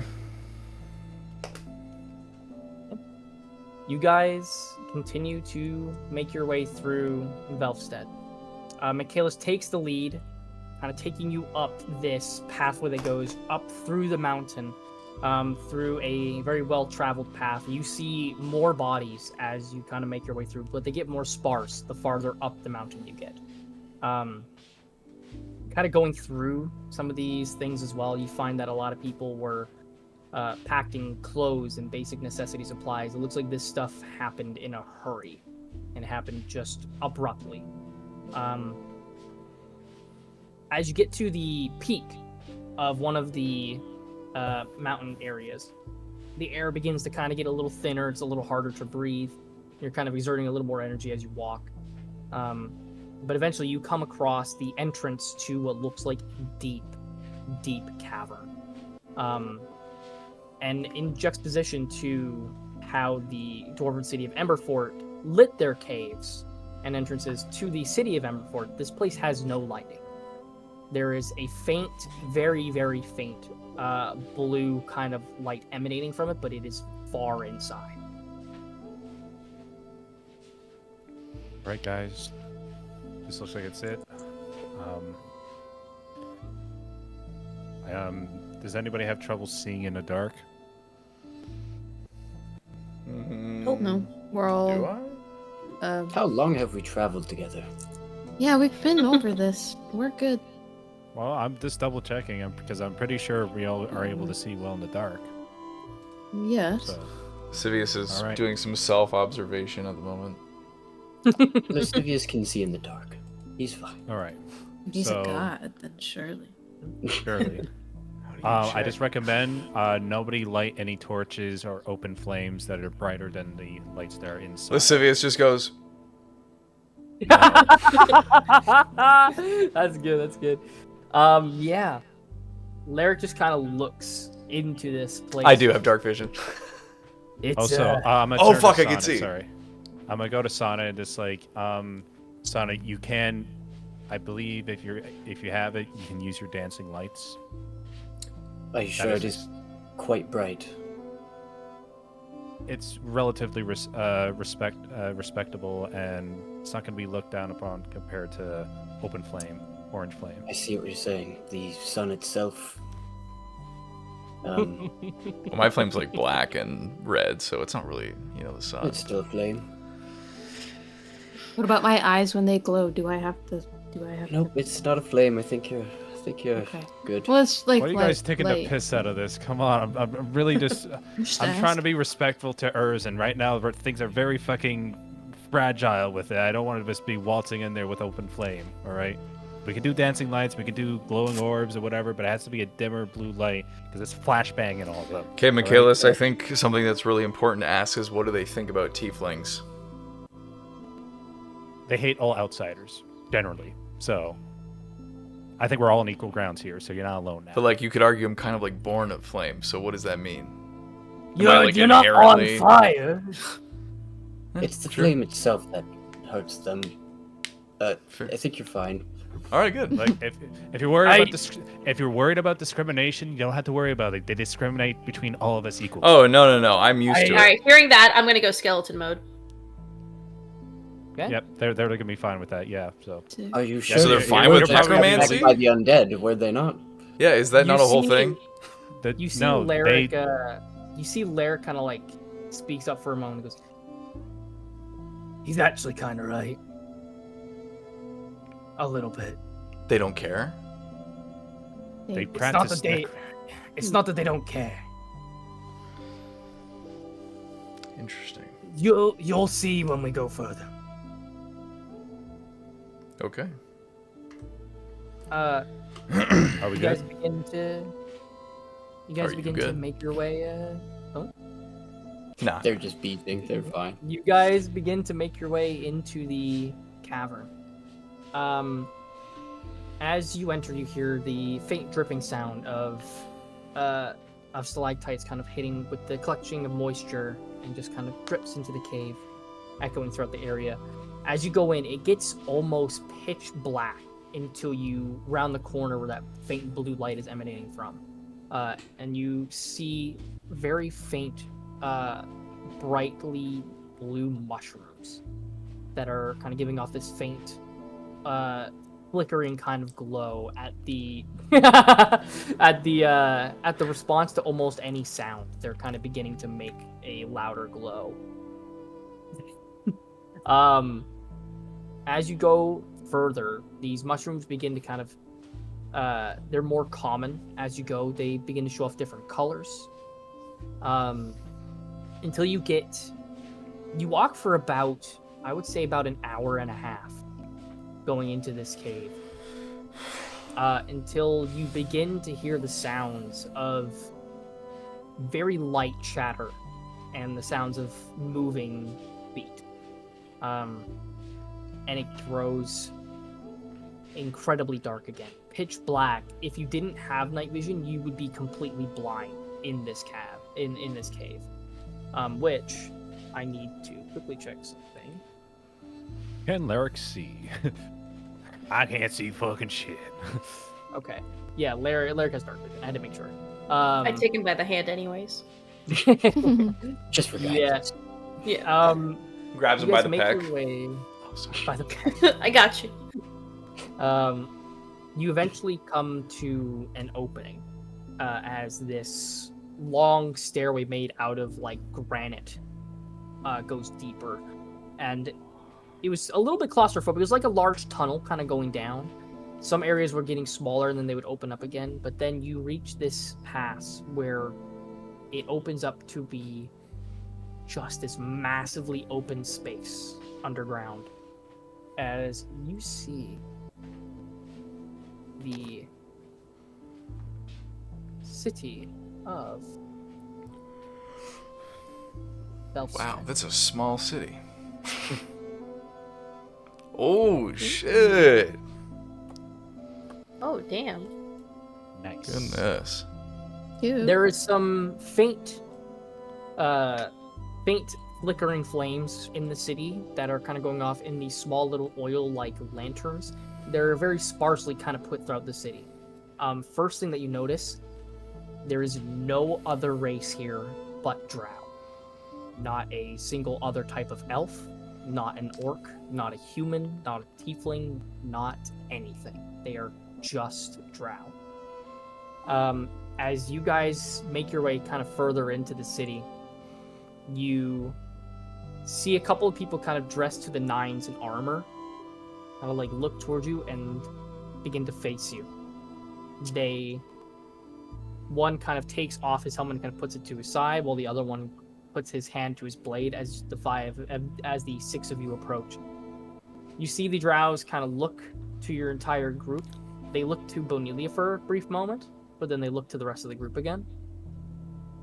The Drow who has his helmet by his side goes, "State your business in Velfstead." I approach in a respectable manner, and I just say, it's like, I'm here to speak with your leader, Erzin. Erzin is busy at the moment. Who is requesting his attendance? It will be Michaelis Stonerose and his companions. You see the two Drow kind of like look to each other. The one who has his hand on his sword has like this very small kind of face covering, but you can tell he kind of like scoffs at your name. The other one kind of like puts his helmet kind of like closer to his chest. From what I recall, Erzin and you aren't on great terms, Michaelis. I know that.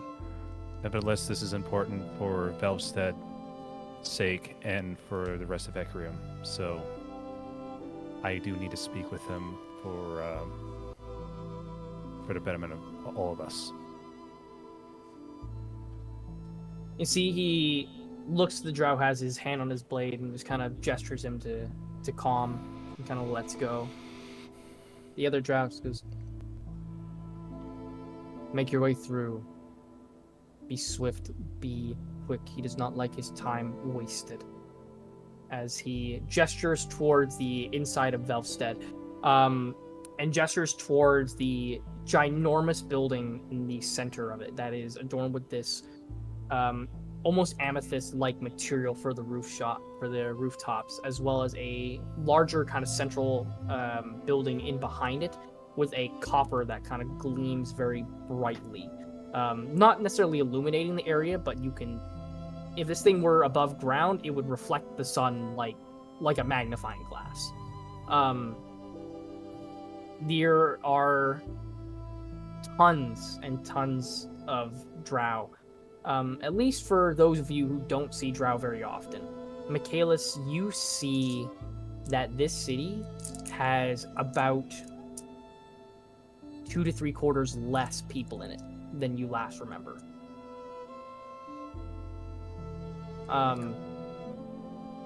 Going through, you see a lot of people are kind of looking around and watching your group as you trail in. You see one Drow that was watching eyefully from one of the guard encampments at the base of the city. Kind of like looked and was about to kind of step forward, looking at you, Bonilia, but then another guard kind of puts his hand on his kind of chest plate and stops him from going any further. And it looks like there's a bit of a heated argument between the two of them. But not many Drow really pay attention to you at all. She's gonna put her hood up, but she's not gonna change. For sure.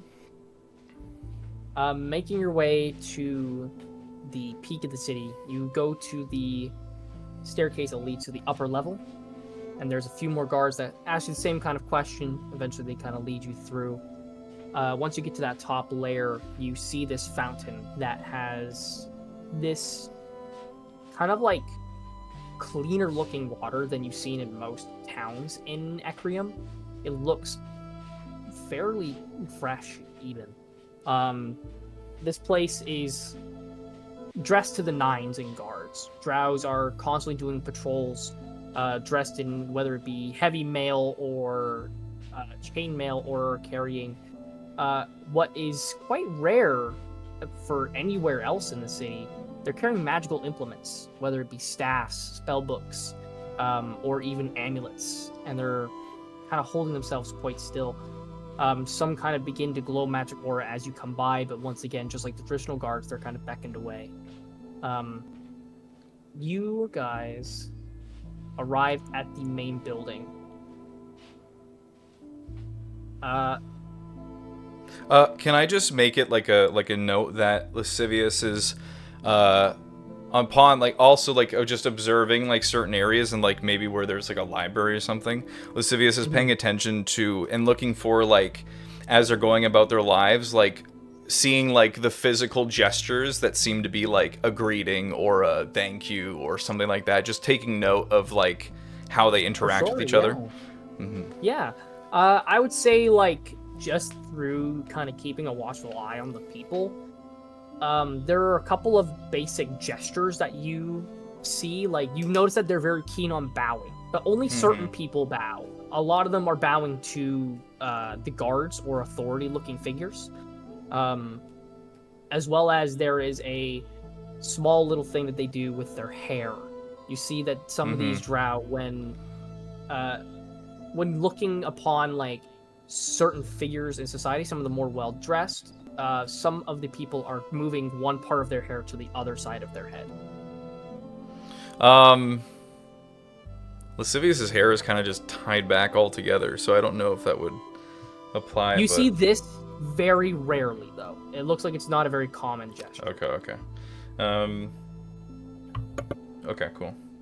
And honestly, given like the first one, you can tell is like a bit of a respect, the bow, but the hair movement, you're not sure what the context behind that is. Okay.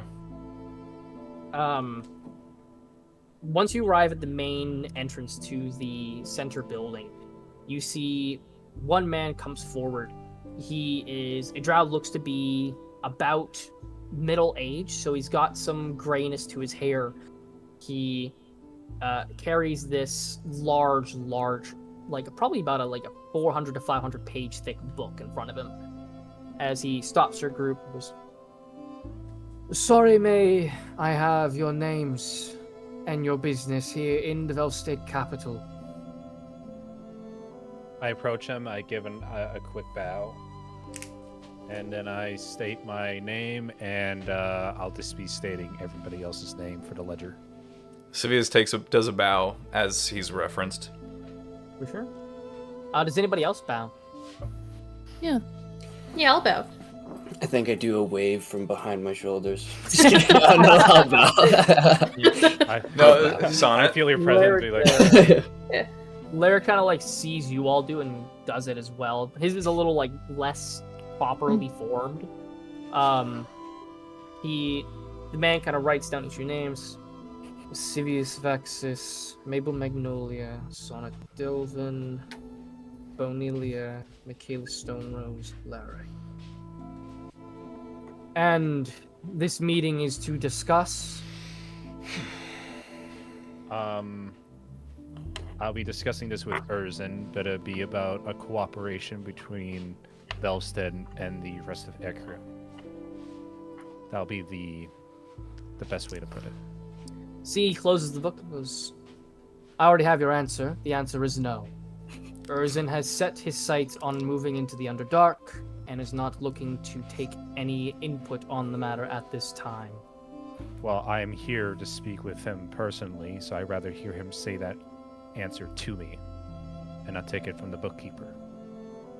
You see he almost looks offended by your words. God damn. Kind of like stances himself up straight. Sasses. Michaelis, I believe that you may have found yourself back into a position where you believe you hold stature here, but that is incorrect. I'm not here for sake of stature. I'm here for survival of Ecrium. And I need to speak with Erzin to make sure that you and your people can survive. Because at this point, it's not going to matter if you guys move to the Underdark or not. Unless we help each other. And I know you said that the answer is no. But I'd rather speak with Erzin for the slight possibility that he might consider my request. Make a persuasion check. Dang. All right. Persuasion, sorry? Yes.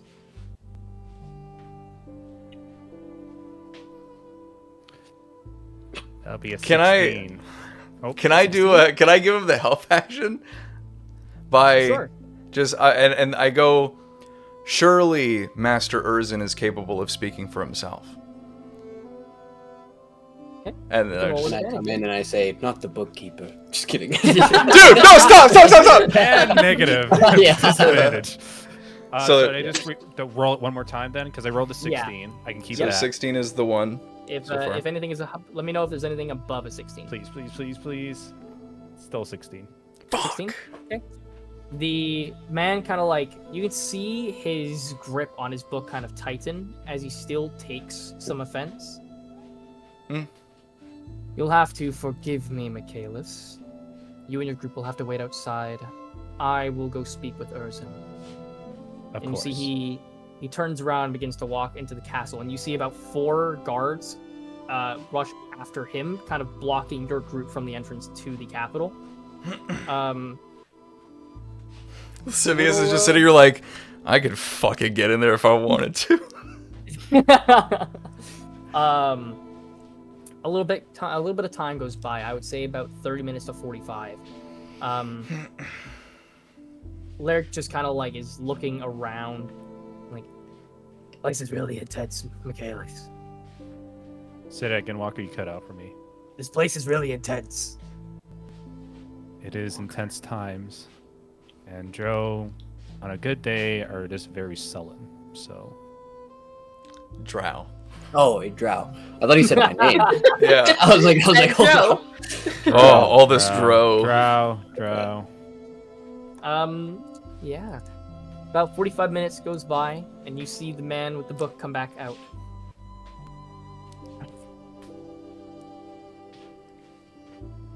You may come in.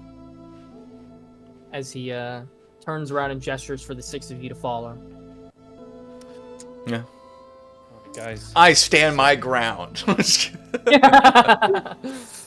I get up gingerly and I take my time with walking. For sure. I'll ask just in case. Fuck you. Is anybody not following into the building? No, I go first, as a matter of fact. I don't really see why I wouldn't, to be honest. I still go in. Just in case. Yeah. Yeah, probably. I do make a point though, and I give respect to the guards as we walk past them. For sure. Yeah. As you guys enter the Capitol building, this place on the inside looks very well maintained. A lot of the different materials that are used to make the building look to be in pretty much perfect condition. Although there's no fancy like decorations around anywhere. There's no portraits on as you enter the building. There's no real adornments on any of the walls or anything like that. Until you get past the entrance room. The man kind of looks to the 6 of you. Be respectful with your time in here. As he opens the door. We enter, or I enter at least. I give my respects to him as well. Okay. As you enter the further chamber in this room, nobody is in here with the exception of like a couple of people who have books or are doing some maintenance on some of the furnishings that are around the room. I would like for everybody to make a perception check. Yikes. That's a unnatural 20 for me. Unnatural 20. Cornelia? It's a 12. It 12? was a 17, and then it moved to a Yikes. 7. Yikes. 8 for Lascivious. Sonnet? Mine's also a dirty 20. Dirty 20. Mabel? 17. 17. For anybody who got above a 14, you notice that there are a litany of different portraits of many different drow, but they all look familiar, at least in appearance. You can tell that there's a lineage going on through the portraits. Eventually, you see that there is one that ends with Erzin by himself, but who rolled above an 18? And Michaelis. Yeah. He got me. a dirty 20. Michaelis and Sonnet, you see that Erzin bears no resemblance to any of the other portraits.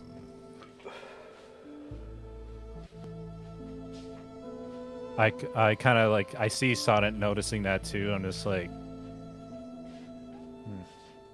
Yeah, maybe we'll discuss it when we're not in the face of. of course. Make your way further into the room.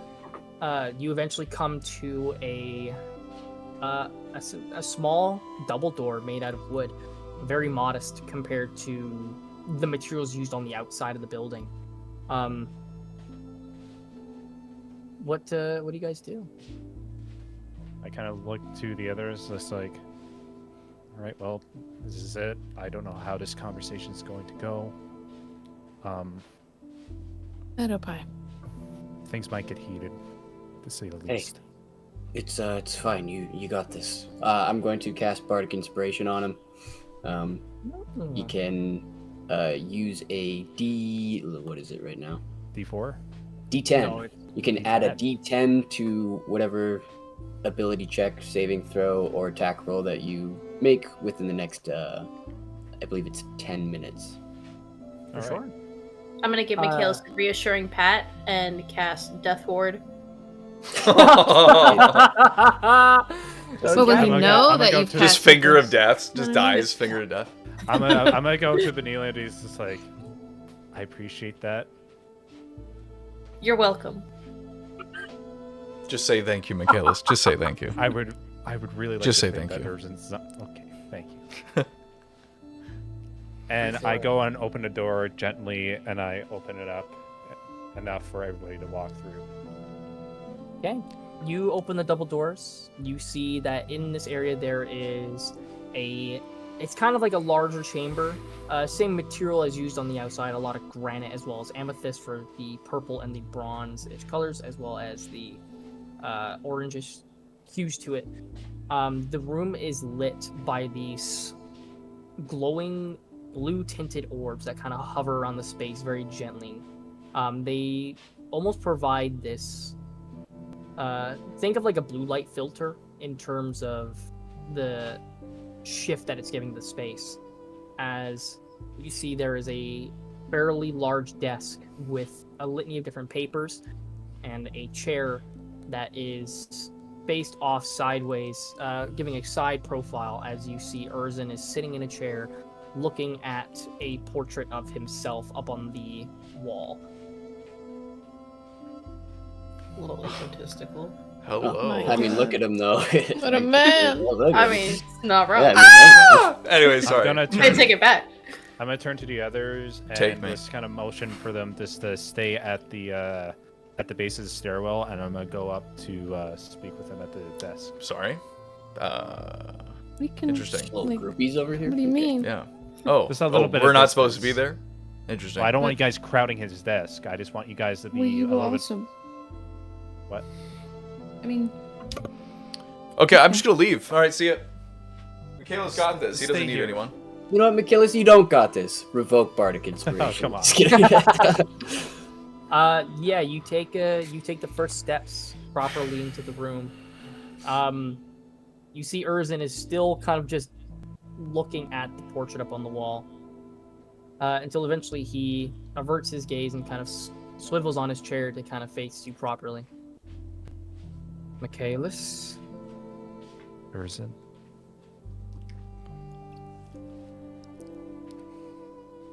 to what do I owe the honor? I come to you humbly to speak about Velvstead and the rest of Ecrium. And what of? I go and approach him. Is there a chair there on at the There- other side? There is not. I go and I stand in front of him, but I stand like respectfully with my hands folded, just like so. I first want to say I'm sorry for your loss for the people that we found outside. I'm guessing recently an attack had happened with the undead coming by. Yes, a dragon swarmed our mountain recently, destroying the settlement at the base. I'm sorry for your loss of your people.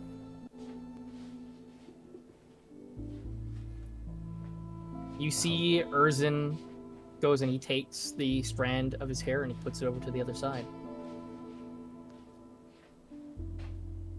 I give a nod. It's like, Urzen, me and my companions have come here to speak to you about with the current ongoing conflict that we've had with Ecrium. I know the last time we have spoken was at Kane, and you talked about your reasonings to move your people down to the Underdark. I'm here to try to convince you otherwise.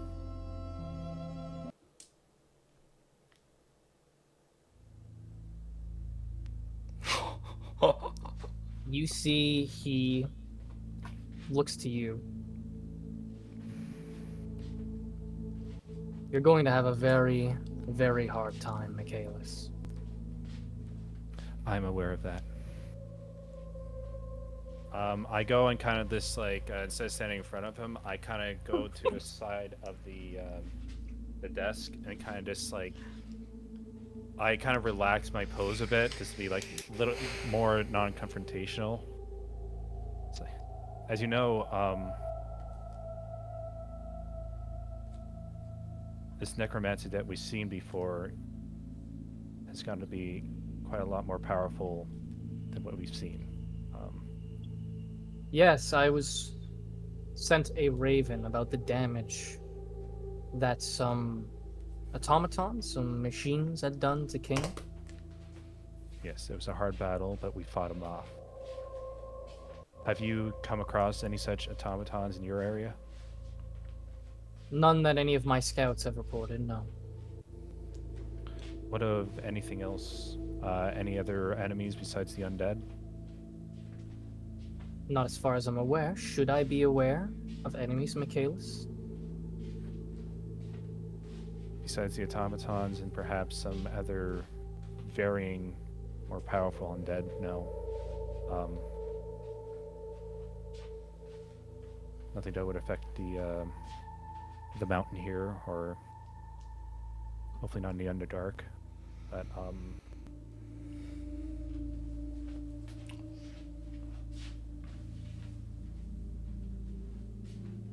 You said you and your friends were here to speak. Why aren't they speaking?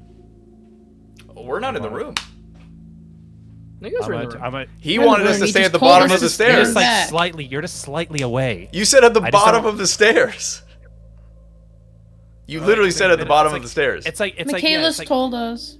I know. Okay, I'm gonna turn. Oh, over. do you want us up there now? No, I'm just kidding. You're not that far away. I'm gonna turn over and say, yes, let me introduce you to my companions. And I turn over and I just give a slow wave over for you guys to come over. Okay. No, No, Lascivious does the who shows up respects. first? Yeah. Who shows up first? I will. don't Doesn't show up matter. first. I'll show up first. All right, so Lascivious comes out first, and I just state your names. Like, this is Lascivious Vaxis. And then over here we have I'm gonna say the names. Mabel Magnolia. That's Magnolia. not my name. Magnolia. Thank you. Sorry, I fucked up. Shut up. Okay,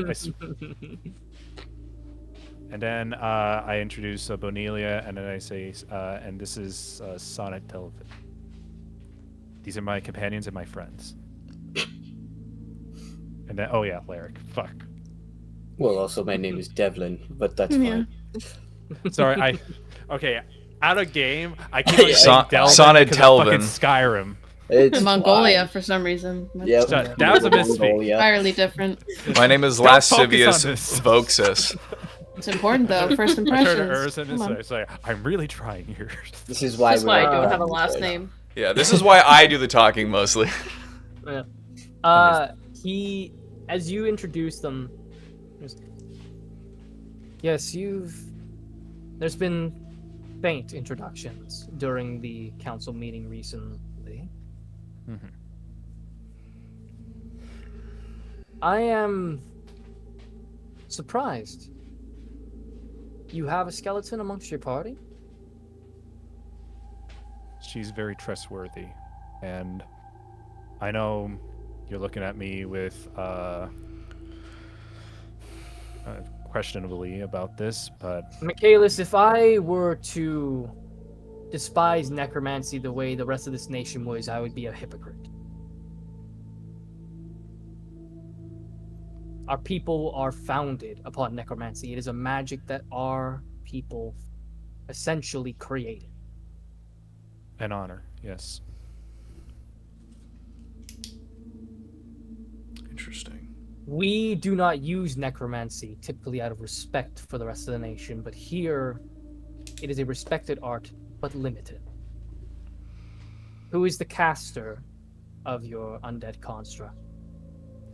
I'm gonna turn over to Benelia, and I'm gonna say it's like I believe she can speak for herself. Yes, I'm not a construct. You're sentient. Yes. You see he kind of like leans back in his chair, almost like impressed just by your existence. He leans as he kind of like adjusts into his seat. Is very brave to. I actually noticed you're missing one. Was she the redhead? That would be her. She uses some. I turn I to use her. the spell when in Ecrium. As you know, it's looked down upon to be undead over there.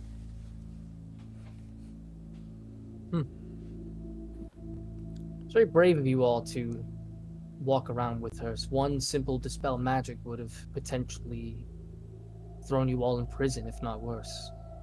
I applaud your group's courage.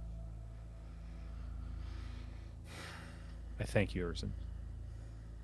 How do the rest of you feel about this proposition of staying above ground? I look to you guys because he's asking you, so. I come from political ties myself. I know of contracts and treaties and deals very well, I think.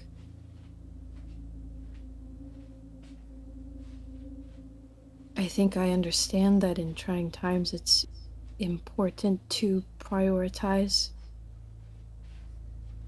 certain things over others and protect the people because the people come first. At the same time, a united front is stronger.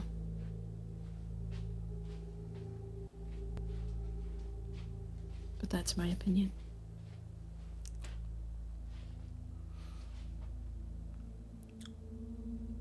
You two seem quiet.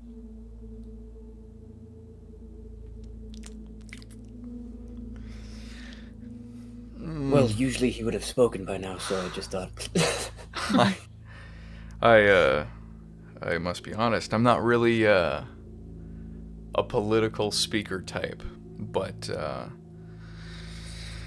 I have to concur with Mabel. I feel like, or I think,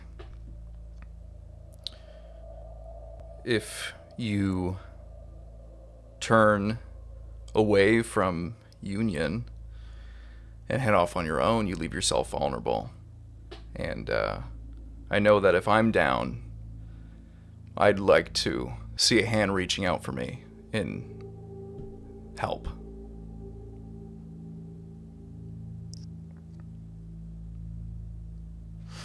What's your plan?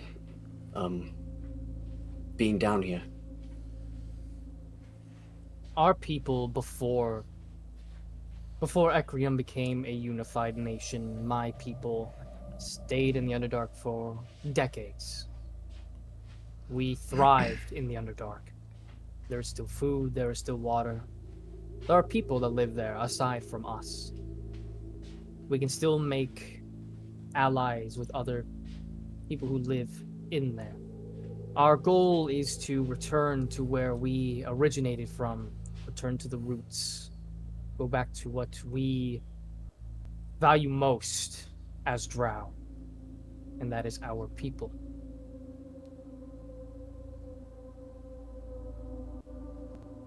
Do you not suspect that the threat is going to be up to your doorstep, just like the dragon was?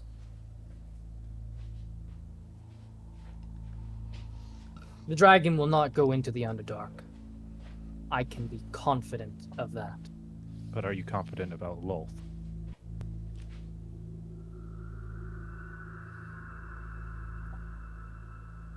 Why must I worry about the trifles of a god from another nation? Because that god from another nation can cross over and make her way into Ecrium.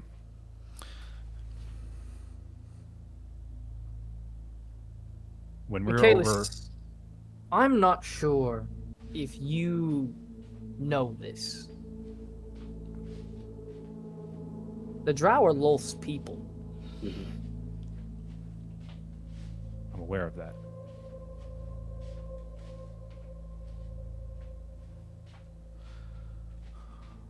We do not fear Lolth, nor do we idolize her. We recognize that she is where we began, and we are thankful for the gift of life that she has bestowed, but I do not think she would betray her own kin if she were to come here.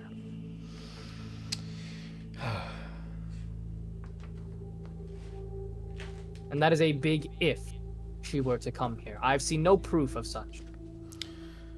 She's already made steps to get here. How In so? fact, we just encountered her on the flying beast. Your The one Ember that Force. was halting Emberford. Correct. Yes, she was controlling it. She came as a, Mabel, what was it you called it? A simulacrum? Yeah. She's using powerful magic to see what is going on here in Ecrium. And she's using her influence to mitigate this second necromancy war. Now, I can't say for sure what exactly her plans are, but I know that since she has taken over Orlais, I don't think she's going to stop there. Now, despite her being your god, I fear that even though she might not be the one to actually attack you, the necromancy or the necromantic enemy will not care. Do you believe that this Structious Blight has returned? Or do you believe this is a copycat, Michaelis? Be straightforward with me. I'm going to be honest, I don't quite know. I'm getting signs and remnants of what we fought 20 years back. But then there's other things that are different influence from new parties that came in, some that seeped in from Orlais. So I can't quite give you a straight yes or no answer to this. Regardless of the fact, I still think it's a very, very dangerous situation that we are all in. Michaelis, you surely know why I am not playing part in this again. You surely know why. Michaela sighs. I'm gonna look at my friends and just like kind of like take a heavy breath. Has he told you? Has he told you anything? Anything at all? I've spoken with Jotun. I've spoken with Margot. But have you spoke to them, Michaelis? Did you tell them a single thing that you did? Erzin, I don't remember anything. My mother... Of course you don't. We all allowed you to live freely of that burden. I want to know what A that burden is. some of us still carry!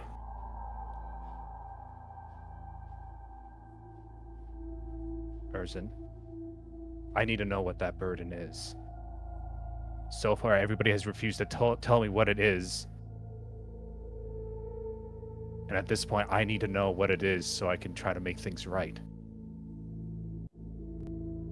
You see Erzin sits up from his chair. I want you all to follow me. Now. I give a nod and we go. Erzin comes out to meet you at the door and takes you to the right path, taking you up a stairwell to an area that looks over the entirety of Velstead. He looks over and goes, "How many people did you see die outside my mountain before coming here?" Dozens. Now I want you to look over my city and count how many drow you see.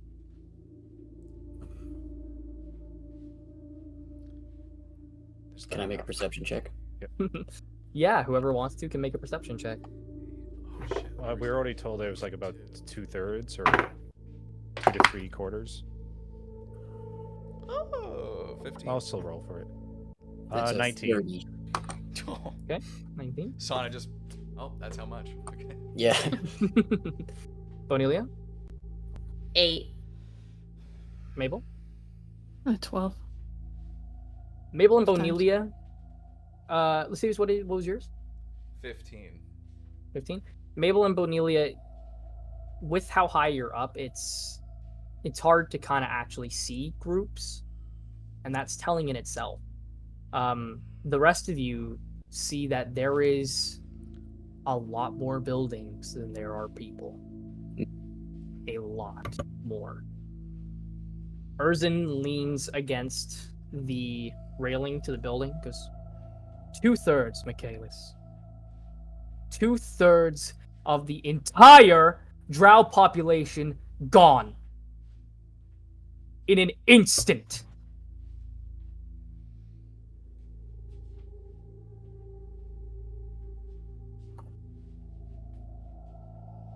That's not the only burden that I carry. It's not the only burden that Jotun carries. It's not the only burden that Mogral carries. You've all seen the map of Ecrium, correct? You've seen the giant water lake that sets in the middle of it, a little ways above Cain. Yes. That was the site of the final battle in the original Necromancy War. There were a massive, massive horde that was coming generally from the surrounding area. Nothing that Cain probably couldn't handle without some loss. But to be certain that the losses were minimal, Michaelis and his father made an order that people from Emberfort, from Port Craden, and from Velstead assist in the battle. We gave a number. Your father didn't like it. We gave another number. He didn't like that one. We eventually agreed, and I sent out a huge amount of my populace to fight in a war they didn't want a part of in the first place. But because of treaties, we honored it. We honored it. You know how many came back, Michaelis? How many came back from that? We sent thousands! Only a few hundred came back.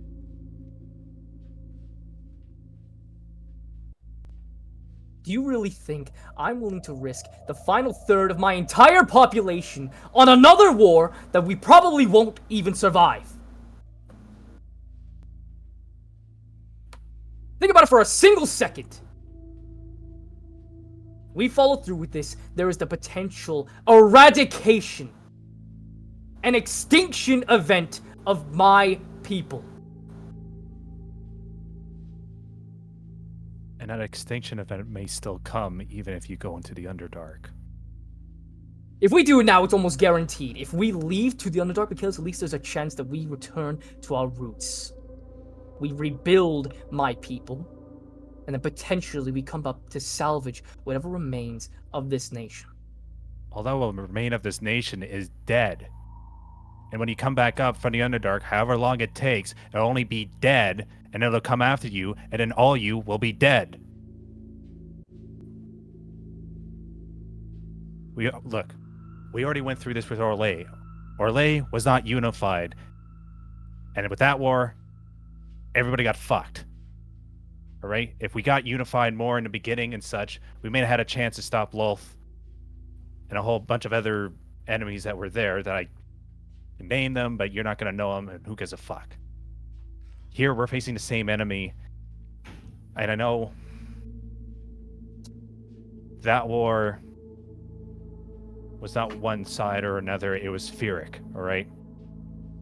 You know it, I know it. We lost a lot of people. I'm telling you right now that this one is just as important as the first one. That if we don't unify on this one, we may potentially see the whole of Ecrium wiped out.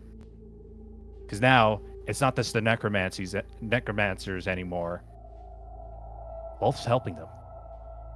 And be it your god or not, her influence is helping them win. So he takes in a deep breath.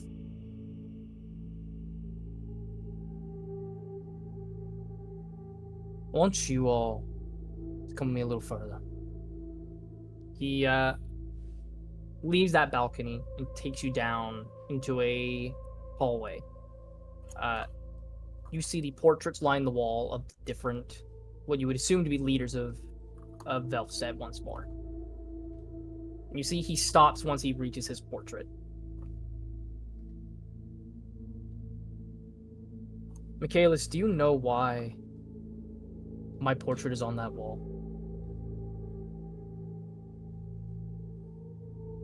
Because you're currently the leader from a long lineage of leaders. That's not true. He pushes through a door, and you see there is statues, raining to be about 10 lineages long. He goes through from kind of the beginning of the people who... Yeah? Real quick, I want to sneakily do this. If I can get away with casting message and not being seen, then cool. Sure. But I want to mention to Michaelis the picture. Yeah, it's in my breast pocket. And that should come into play at some point in this conversation. Yeah. Yes. Thank you. Yeah, I don't even really need a stealth roll for that, because he's leading the way, and he's He's too enthralled. So I in what just he's subtly doing. just the picture. Yeah. He I kinda give a goes, slight nod. Just He goes through each statue, going from the very beginning of the lineage. Goes,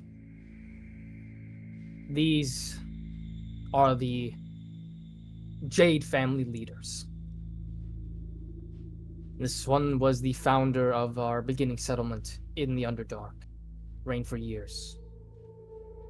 Goes all the way through until here. As you see, he gets to a statue, but it's not of him. You see there's a statue of a drow woman. Her hair goes down to about shoulder. It's kind of curly, and face looks very soft. Her portrait is supposed to be on that wall. Sending all those people to Cain Michaelis left nothing for us. Nothing at all. While myself, you, Venori, and Canis were fighting through trenches and sneaking behind enemy lines so you could kill Structure's Blight and get that glorious moment. My sister was murdered by necromancers because you took everyone!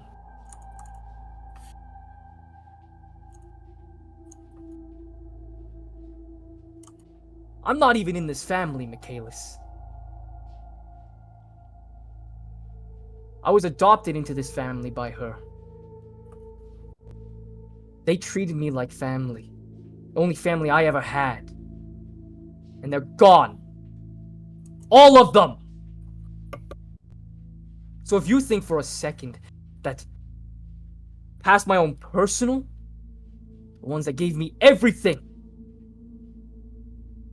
let alone every citizen that lives here, is going to fight in another war that will most certainly nearly wipe us off of this nation completely, I'm sorry, but you are mistaken. My answer is no. You may leave my dwelling. Now. I go and take out my out of my breast pocket the picture, and if there's a table or something nearby or whatever, I just show it to him. It's just like, who is this? Who's this supposed to be in this torn piece? Is it her? You see he... Why is she here? You see he takes the picture, and you see he reaches into his coat pocket. See, he pulls out the other half. See, he opens his hand and does a little mending. You all see the picture in full. You see a picture of Sara, Vivaticus, and Michaelis. Around Michaelis' waist is the arm of a drow, who is a picture-perfect resemblance of the woman in the statue. Beside her is Urzin, and then below him are two small children. One of human appearance and the other of a drow. He takes the picture. He looks at it for a split moment, then hands it back to you. You hang on to that, Michaelis. It was your family, not mine, anyway. He has a I would- brother. Urzin, what is this?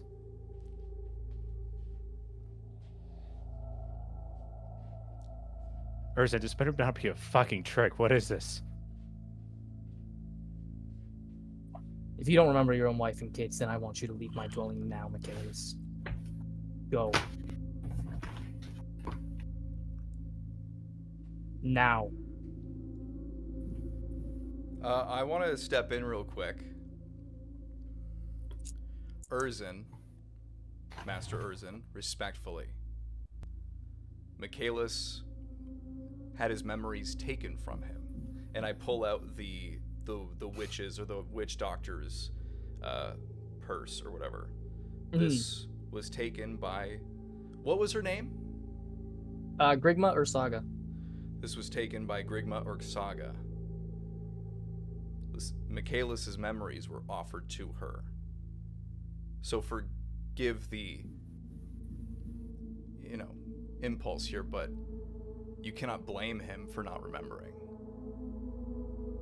I can blame his Michaelis family. is frozen I can blame in it. shock. I can blame his family. I can blame the rest of the council.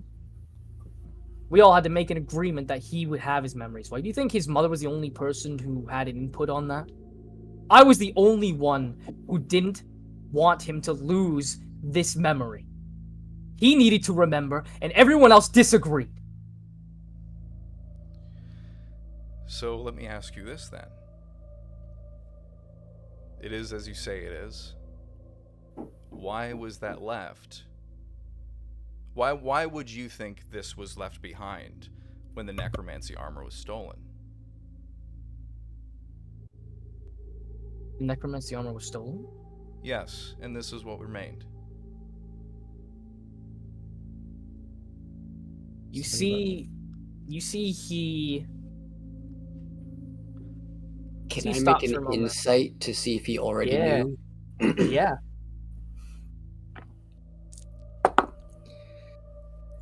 Okay. Can I give him the help So- action because I'm fucking...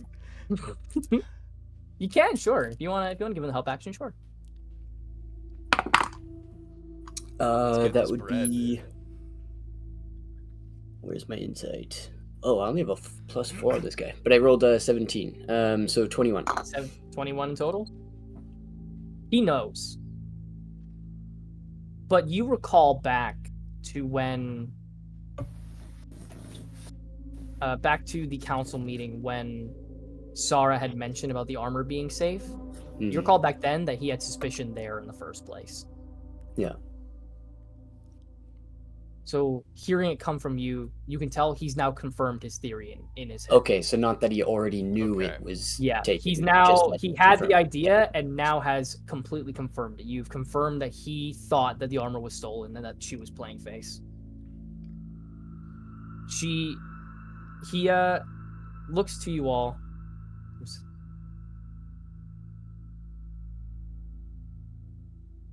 If that was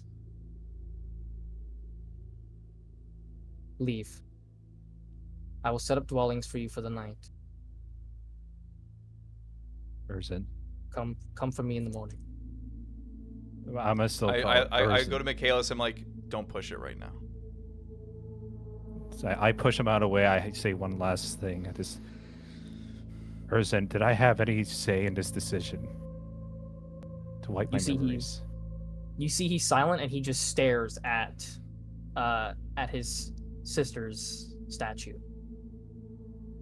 Also, for anybody who wants to further notes, the name down on the statue Mhm. is, just quickly pull it up here so I can spell it right for you all.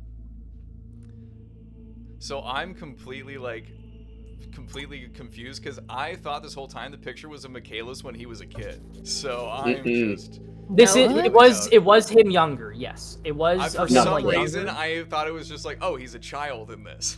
No, That's why I no, said no. pedophile when we first saw the Yeah. picture. Oh no, he was an adult. He was an Okay, adult. okay. I thought you were referring to the hand around my waist. Yeah, I thought the person was a pedophile yeah. because you were a kid. So- That's what I thought. The name on the statue is Calopsia Jade.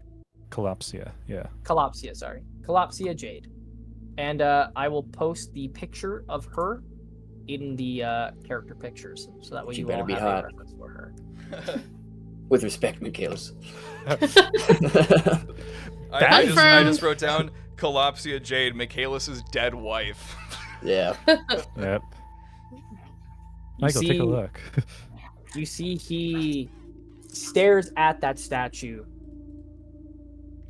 Smash. see he Oh just- my gosh. She's the Just- most gorgeous thing I've ever seen. Anyways. just has this has this thousand-eye stare, and he doesn't say a word further. I get my hand on Michaela's shoulder. I'm like, let's go. I let Lascivious lead me with his hand on my shoulder. And I pull him away. The 6 of you slowly walk out of the Can I, main before I building. go, I just Yeah. wanted to linger and just kind of I want to do another insight check just to read his emotional state. I know, like, he just seemed to immediately shut down. I just want to know, like, is it just anger that's there that's shutting him down? Is it fear that, once he found out that Yeah. the thing's stolen? Yeah, make an insight check. I'll say you can do this with advantage as well, because he's not really hiding Yeah, gotcha. what he's feeling. Ooh, that'd be a 15. 15. He's fearful. Fearful. Okay, thank you. I will leave. 6 of you go. You see the man with the book kind of at the base entrance. I hope your stay was worth the time, Michaelis. I don't answer. We've been offered As he, lodgings for the night. Yes, he opens up a different side of his notebook. You see he pulls out a key. Urzen has a temporary home for when he's not feeling like staying in his personal dwelling. You take this with most care and most respect. He does not hand this out to anybody. Thank you. And he gives the key to Lascivious. I bow and then yeah. The 6 of you make your way out of the capital's main area, and make your way down the entrance and kind of go towards. They give you the general direction of where the dwelling is. They point off to this house that's off in the right-hand district. Making your way over there, you see this almost Japanese-styled house. It's very, like, modest in its design. It's not flairful. It's not really decorated. It's kind of looks like it hasn't been lived in for some time. But put the key in, it unlocks. You walk inside, and that's where we're going to end today's session.